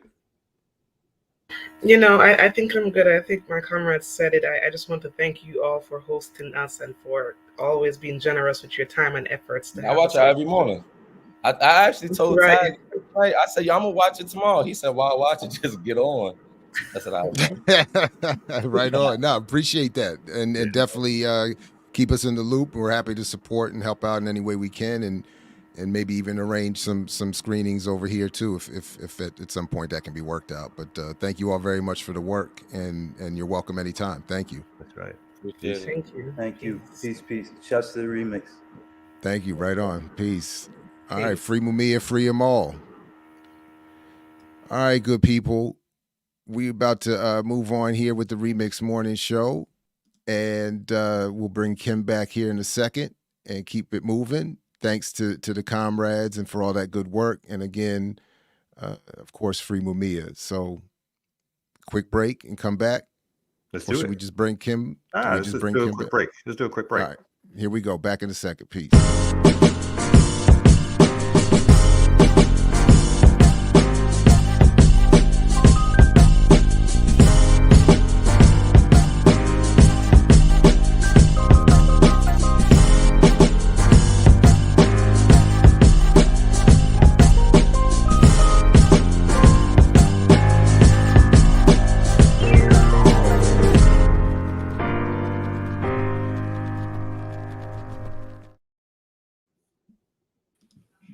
Yep. There we go.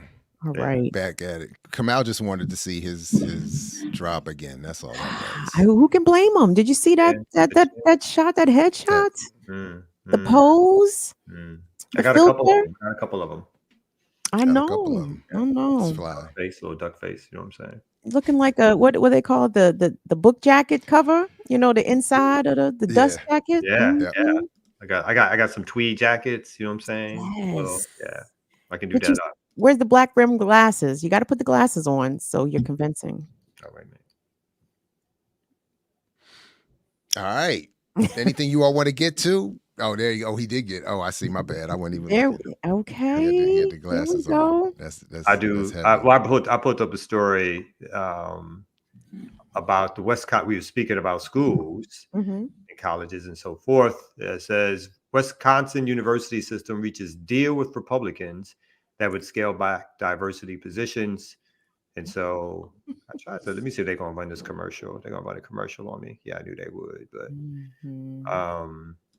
so they're saying it's too much diversity. Definitely Wisconsin that. School system has reached a deal with Republican lawmakers that would scale back diversity positions. Yeah, the deal comes after Republican lawmakers previously had threatened to completely cut diversity programs. NBC 15's Tyler Peters joining us now. And Tyler, you spoke with students on campus today who shared how they feel about all this. Students used words like alarming, shocking, and disappointing when describing how they felt about the university's deal with Republican lawmakers. The deal freezing hiring for diversity positions through 2026. Also a compromise that allows us to hold on to our core values. UW-Madison Chancellor Jennifer Mnookin joined Universities of Wisconsin President Jay Rothman Friday, announcing a deal with Republican lawmakers. The deal is set to scale back diversity positions. It will not remove diversity programs, but it will stop hiring for them. Our commitment to DE&I remains. Diversity and inclusion are core values of our universities.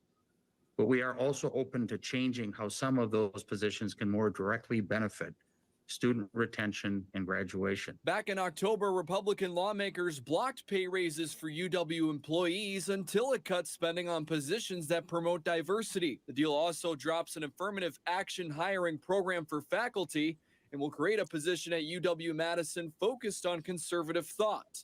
These are going to partly reimagine how we go about our work to emphasize student success, which already, of course, is an incredibly important priority. After Friday's deal, UW employees will now receive a pay raise. One UW-Madison student says this deal is a step backwards.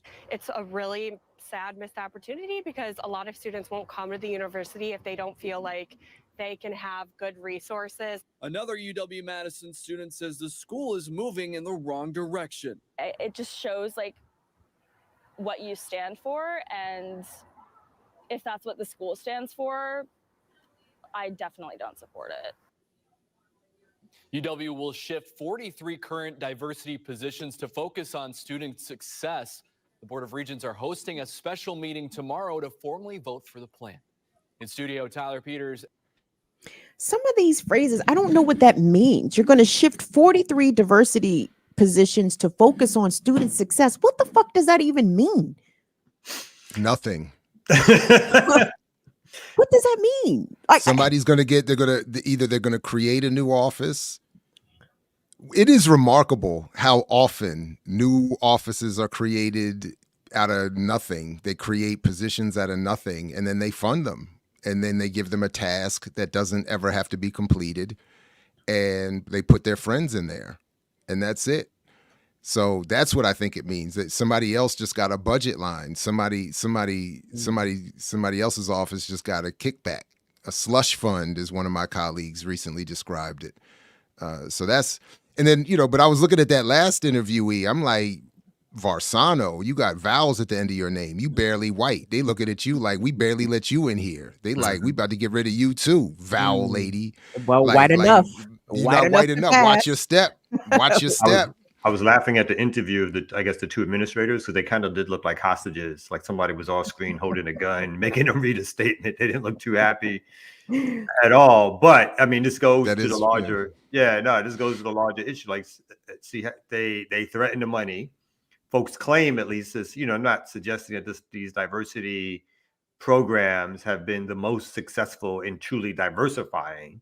But the fact that Republicans were ready to hold up an entire budget for the university system, threaten to not give raises, potentially cut resources, and claim that they were striking a deal. They didn't strike a deal.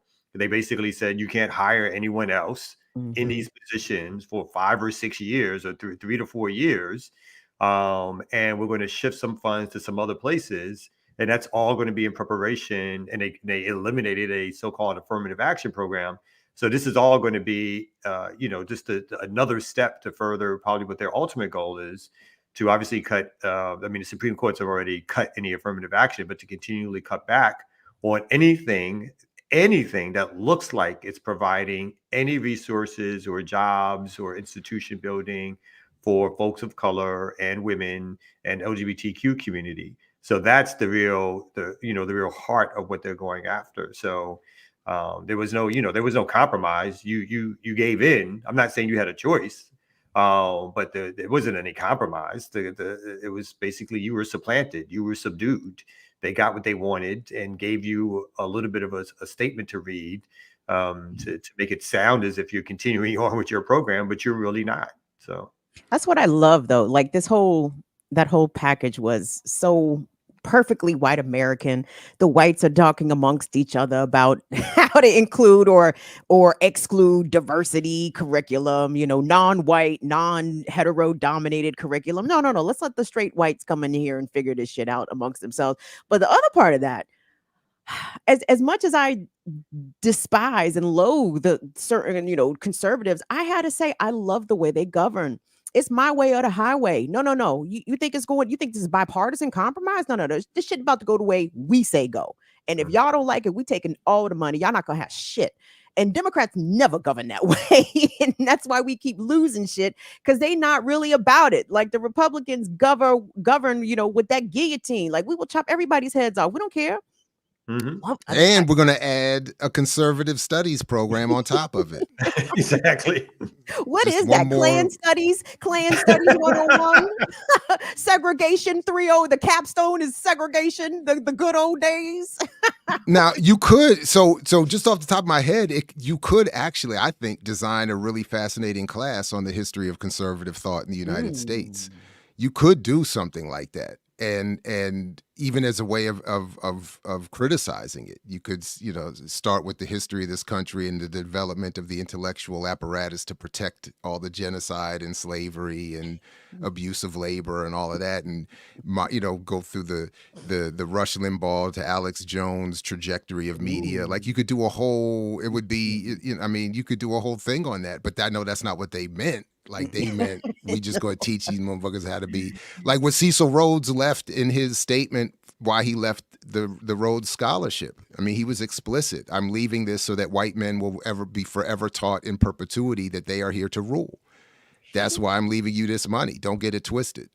I mean, like, that's what they want. So I was even looking at it like, they're not even. This is so to your point, Kim. So Dick Cheney, gangster white, in that they don't even have a token representative from the university to be on the panel with them, or as a spokesperson saying some nonsense about whatever. They just went, to your point, straight with the whites and said, "No, we're not. This is a wrap." Now, and lastly, like I heard from two separate sources last year, oddly enough, from two different parts of the country, where Black faculty were willfully taking positions in DEI at other universities because they thought that was the direction of the new hustle. That they had gotten more funding and more money to do that kind of stuff than they were getting in their traditional academic careers, and went for the bag. And part of what they were just there to do was to host diversity events. We're going to have the Native American festival and the Black this, and then we're going to do the Latino that, and that's all that they were there to do. And they were not thrilled with it, except for the fact that they were getting these big fat salaries to do it. But maybe there's going to be a backlash on that now too. Yeah, better get your CVs gets dusted up or dusted off again. I guess. Oh no, definitely that career initiative or that career idea where these diversity and training into these corporate offices, universities, and so forth. That's also that's exactly what's going to be taking a hit. And you're like, I mean, I was shocked when I heard so many people telling me like what they got paid, and some. I will admit though, some of them did it like with all these things. There's a range. Some people who were just really bad. They had no idea what they were doing. Except they graduated from some school and they wanted to sit there because I'd had to sit through a couple of those, do some of my nonprofit life or whatever. And you'd be like, oh my God, I can't believe I'm sitting through this shit. I don't know. Who are you? What knowledge do you have about the racial history of the United States of America? But it became one of those, we should all hold hands and then we should say, that kind of like, you're really getting paid for that shit? Yeah, but I saw some others that would dig deep, like they had the white women crying. I still wanted to get out the room, but it was slightly entertaining. As like, oh, you're not relenting. You're going in. This is someone's version of like, I'm gonna get back everything. Get my one check and I'm out. I'm gonna hit them with everything and I'm out. So a companion piece is Governor, is it Stitt or Steet signs anti-discrimination executive order targeting DEI. Anti-discrimination in Oklahoma. Because diversity is discrimination. Exactly. Signed an executive order targeting diversity, equity, and inclusion Wednesday. The executive order 202331 requires state agencies and universities to begin a review process to eliminate any non-critical personnel related to DEI. The executive order limits state agencies and universities from using state funds to support DEI in any way. This includes preferential treatment based on race, color, sex, ethnicity, or national origin, requiring DEI education, using DEI in hiring practices, mandate anyone disclose their pronouns. In Oakland, this is a quote, in Oklahoma, we're going to encourage equal opportunity rather than promising equal outcomes, said Governor Stitt. Encouraging our workforce, economy, and education systems to flourish means shifting away from exclusivity and discrimination and towards opportunity and merit. We're taking politics out of education and focusing on preparing students for the workplace. The university president shared his concerns with the executive order in a letter to OU students. For many of us, this news evokes deep concern and uncertainty about the future, and in many ways feels like a step backwards. Please be assured the key to our ongoing success as a state flagship university now and forever, all of the foundation and values that have served as us as a concept, blah, blah, blah. I'm sorry, I don't need to read that. It's a nowhere statement. He ain't leaving his job for any of that shit. But he said the line that I want to start being more aggressive with in my own personal life. That line of we don't want equal outcomes, we want equal opportunity. And I'm saying, nah, we need that's that corporate propaganda developed over the last 150 years. Nah, let's get equal. Let's guarantee some outcomes out this joint. Because what you've really done is guaranteed the one outcome you care about, which is that you end up with every damn thing. Yeah. So let's we will guarantee you, and then right. as if they ever guarantee opportunity, because that's part of guaranteeing the outcome for themselves. Is it ain't no guaranteed opportunity for everybody. So, and they go in that first statement that the first statement was, no discriminatory or no hiring practices that favor certain communities. It's like you never had hiring practices that favored. So that's just really there as a dog whistle kind of thing. It's the other ones about eliminating jobs, eliminating ways in which you even consider candidates.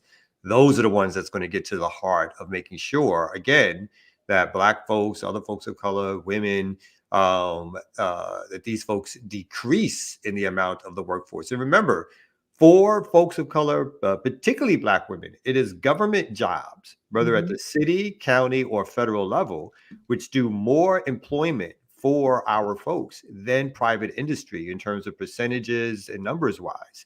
And so it's never been that corporations have opened themselves up, but as part of equal rights laws and so forth, it's been government institutions more than not that have been forced to practice more non-discriminatory hiring policies. And now we see that these state level Republicans in particular, the Supreme Court, of course, and other authorities are trying to make sure that even that amount of hiring practices that would do something to make sure that folks who are qualified had a right to get those jobs are being taken out the mix. So what's interesting to me about this is that in Oklahoma has a very sizable Native population, and there are a lot of, programs, incentives that are targeted towards the indigenous people there. But conversely, there are also a lot of very pasty white people in Oklahoma that are claiming 132nd Cherokee, right? They Liz Warren types out there. So unfounded, not based on anything, just my opinion, but like I know a lot of them fake indigenous whites get their positions because they claim to be indigenous, or they get access to certain benefits because they're claiming indigenous heritage. And I think that this, what he's declared, is probably going to backfire and piss off all them pretendians out there that, ain't been Native in 200 years. And they're going to be like, wait a second, you're taking away my benefits. You know what I'm saying? I think watch how fast they strip away their own. Yeah, that's going to come off the resume. They're not filling those out no more. All that's going to stop. They're like, what? There's another avenue? Right. The regular way is back in vogue? Okay, let's get that. Just through my following the disgusting history of the Washington football team, I learned a little bit about how they do that self-reporting indigenous claim that's never connected to some nation or council or verifiable. So yeah, let's get to that methodology checked up, and this self-reporting nonsense got to go. Like where is your, but again, to my point, with all due respect to everyone, is let's guarantee some outcomes that benefit everybody, and then we don't have to start worrying about people being fugazi with their resumes and this, that, and the communities can determine who they all are on their own, and while benefiting from all the wealth that's produced in this society. That's the only time I start to get a little, what I feel like is admittedly is a liberalizing anti-nationalism, where I'm just kind of like, people are playing games with these identities to the point where we're losing sight of the actual condition of the people being nominally discussed. So let's just fix everybody, and then we could get to the labels. Like get everybody some health care, some housing, and some food and water. Get off their land. You know what I'm saying? Get rid of all of that. 100. What did Diedrich show us? $150 trillion got made in wealth last year. Like y'all, like I'm trying to look at that more and more. Like, stop playing with me. Like the kids say, you playing in my face. And you walking around with all this money and talking about who's what percentage of what. And I just feel like, well, let me just grab somebody's neck, and then we just see what percentage of what is what then. Like if when I'm like, what percentage, like, let's just clarify, real quick. But real quick, just sort of one more sort of a connected piece, I think, to some of this, at least the university. I'm not going to play it, but just to shout out this segment in General Breakthrough News, but this segment, where they were discussing propaganda and related to Palestine in the university. They reported in this segment that 81% of academics are, quote, self-censoring when it comes to the issue of Palestine. And I just thought that was interesting, that as we talked earlier about the president's and the funding of universities and the claim that there's these people are calling for the genocide of Jews. Meanwhile, never mind what we already said about that, 81% of academics are feeling like they can't speak openly about their criticisms of what's happening over there. So it's not that they're censoring their desire to call for the genocide of Jews. They're self-censoring their criticism of Israel. And I think that's pretty real. And I just want to acknowledge that around here, we are part of the 19%. But at the same time, not to justify their behaviors, Daruba's been accusing me lately, all due respect. I do think I understand at least the institutional encouragement that they be quiet. And sometimes it's more overt than in other instances, but yeah, just throwing that in. I mean, look at what happens. I mean, people are literally scared of losing their livelihood. Mm-hmm. They're literally scared of being marked as anti-Semitic. They're literally scared of even potential harm, right? Like physical harm. So it's not shocking, right? I mean, for me, it's not, like for some of us or whatever, it's not a reason to not do it. It's like that's if you profess a particular politics and if you believe in those politics, then part of your understanding is like, of course the state is going to react. Of course the state is going to try to punish you. Of course the state is going to try to take away your means of livelihood and quite frankly, to some degree, maybe even your life, or lock you up or other things. That's the very reason why we're fighting against the state, because we know that it's a fascist state. And so if we remain quiet, again, even knowing that those things could happen, but there are two things. If we remain quiet, knowing that those things could happen, if this further emboldens the state, and all its other institutions to say, look, these tactics work. And then further, there's nothing that's happening to us, right? That's on the level of what's actually happening to Palestinians. Mm-hmm. So even if the things that we are thinking about right now compared to what is actually happening in this moment, where literally people are running from bombs being dropped on their head. It's like, you can't even imagine. None of us, I don't believe that what that lifestyle is, that you are waking up day to day, can't find water, can't find food, bombs are dropping, you're digging people, family members out of rubble. You're literally eking out an existence, hoping and waiting for a lot of folks for it just to fucking stop, right? For your family member, for your friend, for somebody not to be targeted. And so again, when you compare that to, again, the very real thing that people also here face, at the very least, it should give some strength to be like, understanding all of it that's in front of us in terms of what the consequences can be.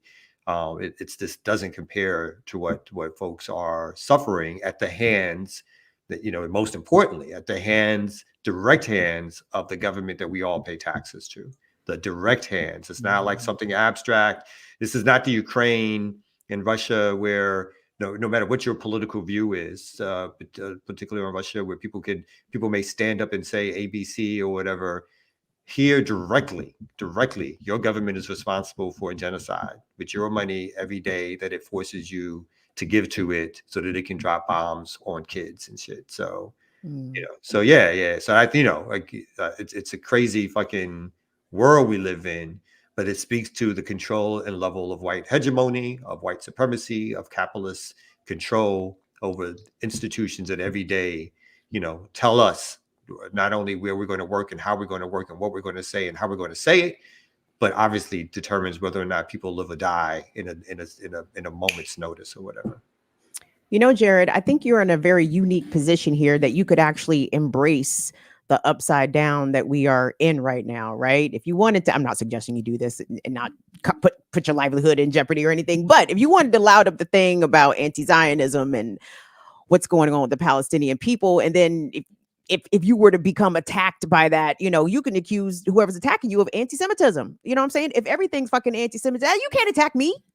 You're being anti-Semitic because I have Jewish heritage and I have an opinion about this. And my opinion is valid, is worthy of being heard and listened to and considered. And if you attack me, you must be being anti-Semitic. Just embrace the upside down that we're in. I do. Oh, no, I have. I no, you're right. I have, and I do. And I do recognize the privileged position that is, except that there is the caveat. There is the caveat that the self-hating Jew reversal becomes more of a weaponized and targeted claim that in certain cases has really messed up some Jews. So in general, I agree with you, and I do lean on it, and I've been making more of a point of it lately when asked to speak publicly on it. Not only because of my Jewish background, but the particular of my family's history, which I do think is wild, at least the version of it that I understand, and I don't really have much connection to it, but that has this anti-Zionist take. I mean, the version again that I got was that my mother's people were put out of what was still then Palestine because they were not down with the program and they were not cool with it. They felt tricked was the word I grew up with, that they felt tricked by the Zionists to leave Eastern Europe when they did the generations before that.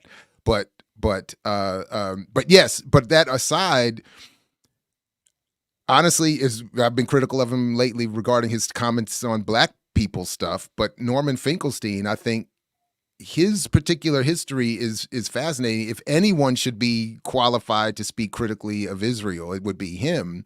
And if any Jew has had more of their career destroyed because of that than him, I'd be shocked to know who that is. They really went at him. And even the fact of his Jewish background, his parents being the only survivors of the Holocaust in their family, like none of that protected him. And the man has been teaching, I think, virtually in Turkey. I think literally, I think that's where he's been teaching late. Like he can't even get a job in the United States, despite. So again, that is a small, but in general, I'm with you. And I'm with my comrade in the chat, Pancho. We are part of the 19%ers of the academic world that are politically out of the closet. And it is what it is. So yeah, but yes, in general, I agree with you and I do it. And I'm on that fully. Right on. Just tell me when you accuse somebody else of being anti-Semitic towards you. I like to tune into that. Let it be somebody white, please. Thank you. Okay. I would actually even look on their face. I want to see the look on their face. When you this is where I would definitely have to have my bias checked to be perfectly fair. I don't think I could accuse someone black of doing it, regardless of what I thought about what was really happening. It's like the reverse of my Eminem argument. He can't be on Mount Rushmore no matter what. Black people can't be anti-Semitic no matter what. It's a bias. It's a problem. It should be checked. Blah blah blah. But no, it wouldn't. But some of what I've been seeing from my black colleagues and what I've been hearing has been quietly atrocious. And there have been. One colleague, I don't want to say too much because I think it's an ongoing issue. It's not my place, but they were overtly said to be representative of terrorists and were not welcomed. And it's like in some we don't accept. In fact, one of the lines I heard was we don't accept people who attack Israel. And this is even before this. This is before this. So I can't imagine. This is before October 7th. This is just a sort of in general attitude by some. So there is, even among the African diaspora on these campuses, there are, and this is where I get the pushback when I do my academic defense, because I get it. Like we shouldn't be trusted. I get why people say, because there's a wild, even among African diaspora black faculty, wild I'm trying to think of the strong word, like supplicant, like what's a stronger word? Like I need a better vocabulary. Like they're like on like taking everything for Israel. No pause. they just, I mean, so. And even educators, there is a lawsuit, I believe. I think it's a lawsuit. Maybe it's a claim or what. Something has been filed by the Council of American Islamic Relations. CARE locally here in Maryland has filed on behalf of I'm not sure if she's Palestinian or if she was just a Muslim teacher, but in her email signature for, she worked for Montgomery County Public Schools. She had in her email signature, Free Palestine, and she's been suspended. That's all she had in her email signature was Free Palestine. And they have suspended her. She is not allowed to be giving instruction in front of her students right now. So the punishments are coming from everywhere, all up and down, at least in education. It's not just academics that are facing this pushback. Oh yeah, no, this is a regular ass. Yeah. Everybody's getting it. And I mean, I was walking my dog the other day and I saw somebody driving around with, like people have those football team flags on their car and had the Israeli flag on it. And I was like, whoo. I felt like they drove by me and I felt traumatized to be, I mean, honestly, I was like, whoa, I felt like, wait a minute. I was like, where's my kafia? I was like, somebody got to wave something out here. I was like, this can't, but I felt like this might be one of them, some of these folks is real, like is real. Like I said, puns up playing, but they are like, then like some of these Zionists and whites and Jews, they got no problem with the conflict. They want all the smoke. Mm-hmm. And me and Roberto are all the ready. Palestinians removed from the land that they're trying to claim. Yeah, that's it. Yeah, but that's how I took it. I saw that thing waving that. I said, "Whoa!" It's like seeing a flag of the enemy. You know what I mean? It is a Confederate, Nazi, like, yeah, exactly. American, like all of them. Yep. It does exactly. Yeah, it's like it feels like it's wartime. You know what I mean? And I don't think, and again, I don't necessarily think it's all bad. Sometimes we reach points in the world where these contradictions come to a head, and we get to see in real time, not like the undercover ways in which they do things, but we get to see the overt mechanisms of white supremacy or white control working, like, working its magic wand in real time in very overt ways. Like, and of course, we've been seeing that for a number of years, but like very overt ways. Again, the shutting down of dissent, even the things that we saw in terms of those articles around the diversity stuff. It's like it's some very real ways. Like white supremacy is no longer satisfied to say, you know what, we're gonna let the liberals take care of this, right? At some point, again, I always say, like, they're like kissing cousins or brothers or whatever, and it's like, hey, look, the liberals was like, hey, you dumb conservative fucks, we got this. You just stay. There's a better way to handle this. Don't just kill them. Let some in. Let's put them in some commercials. Let's get some to be spokespeople. We got this. We know how to handle this. And for a while, Republicans or the right wing was like, yeah, okay. And they're like, you know what? You're losing this shit. Now this old woke shit or this ending the police and abolition. These motherfuckers are rearing their head along like they used to. We got to tamp down on all this shit. You shut the fuck up. You move right, and we'll start driving this ship again, because now we know how to do it, right? We got this, and we're going back to that period where it's the overtness of it. It's the in your face. What you going to do about it? That's the level of fight and struggle that we're in now, and so that's why it is one of those times where it's not I've said this in a couple of public statements, like, this is not a time for cowards. It is not.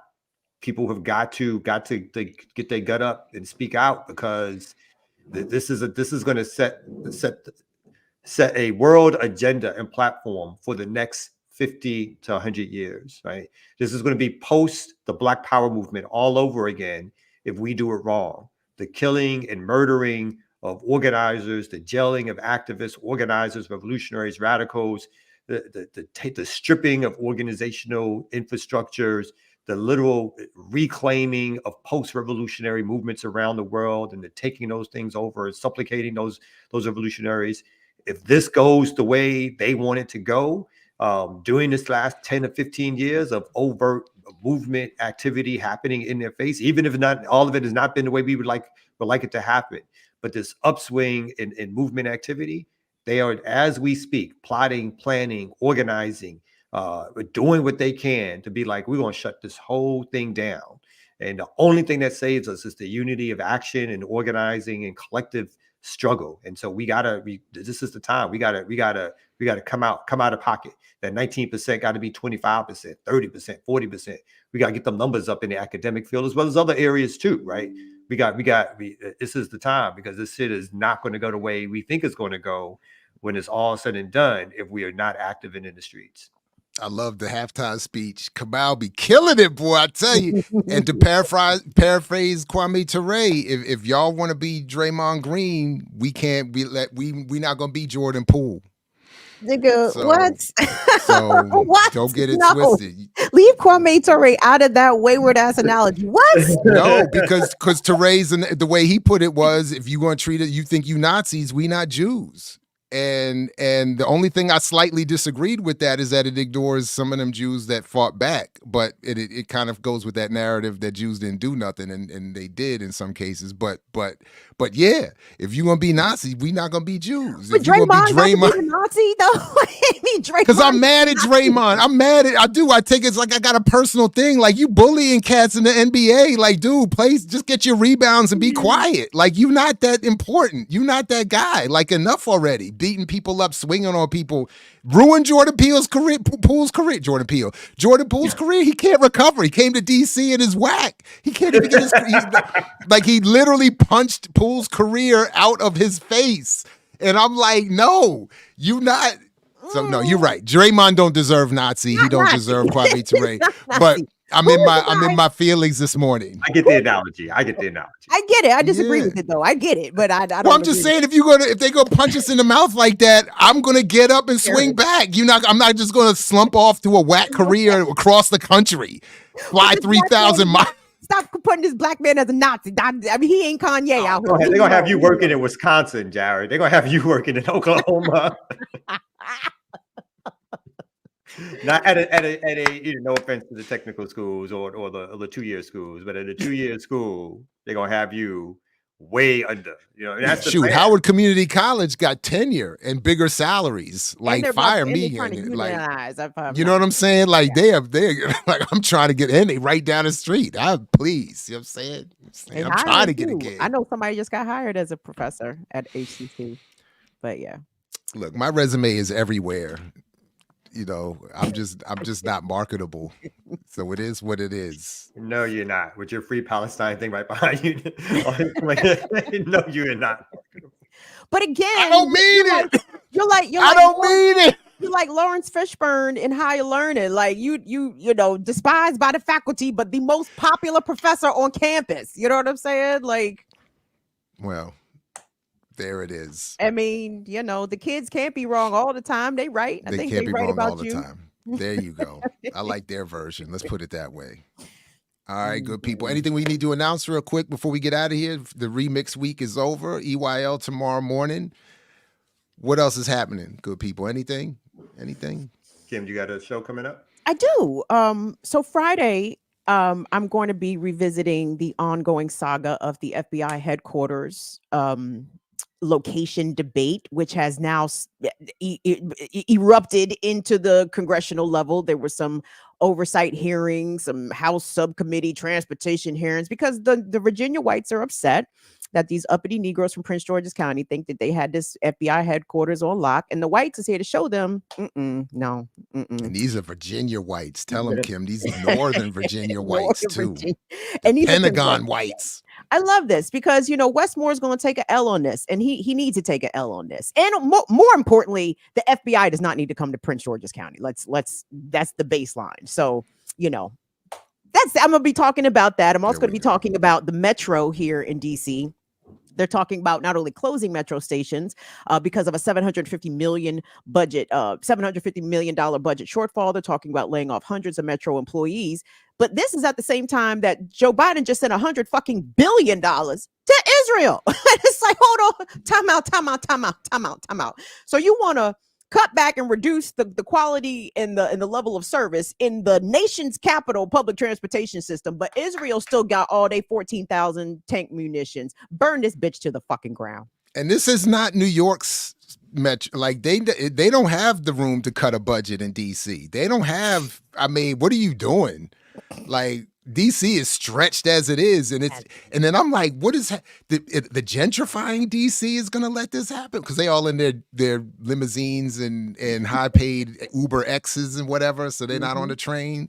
This is, yeah, you're right about that. Get them, Kim. Yeah, so that's tomorrow on Burn It Down with Kim Brown, please. Oh, and thank you guys. We actually got over 4,000 subscribers on Burn It Down with Kim Brown. Yay. And I know, thank to all 30 of y'all in the remix chat that subscribe to my channel. Thank you all. I'm just fucking around. But no, it's a milestone. So thank you all. And not, you know, in no small part to the Black Power Media viewership. So thank you all so much for supporting BIDWKB. Right on. Glad we could help. All right, everybody. Like, share, subscribe here and there. Yes. Put this in your socials. We will see you bright and early tomorrow with Earn Your Liberation and throughout the BPM platform. So peace, like Fred Hampton used to say, only if you're willing to fight for it. Thanks, everybody.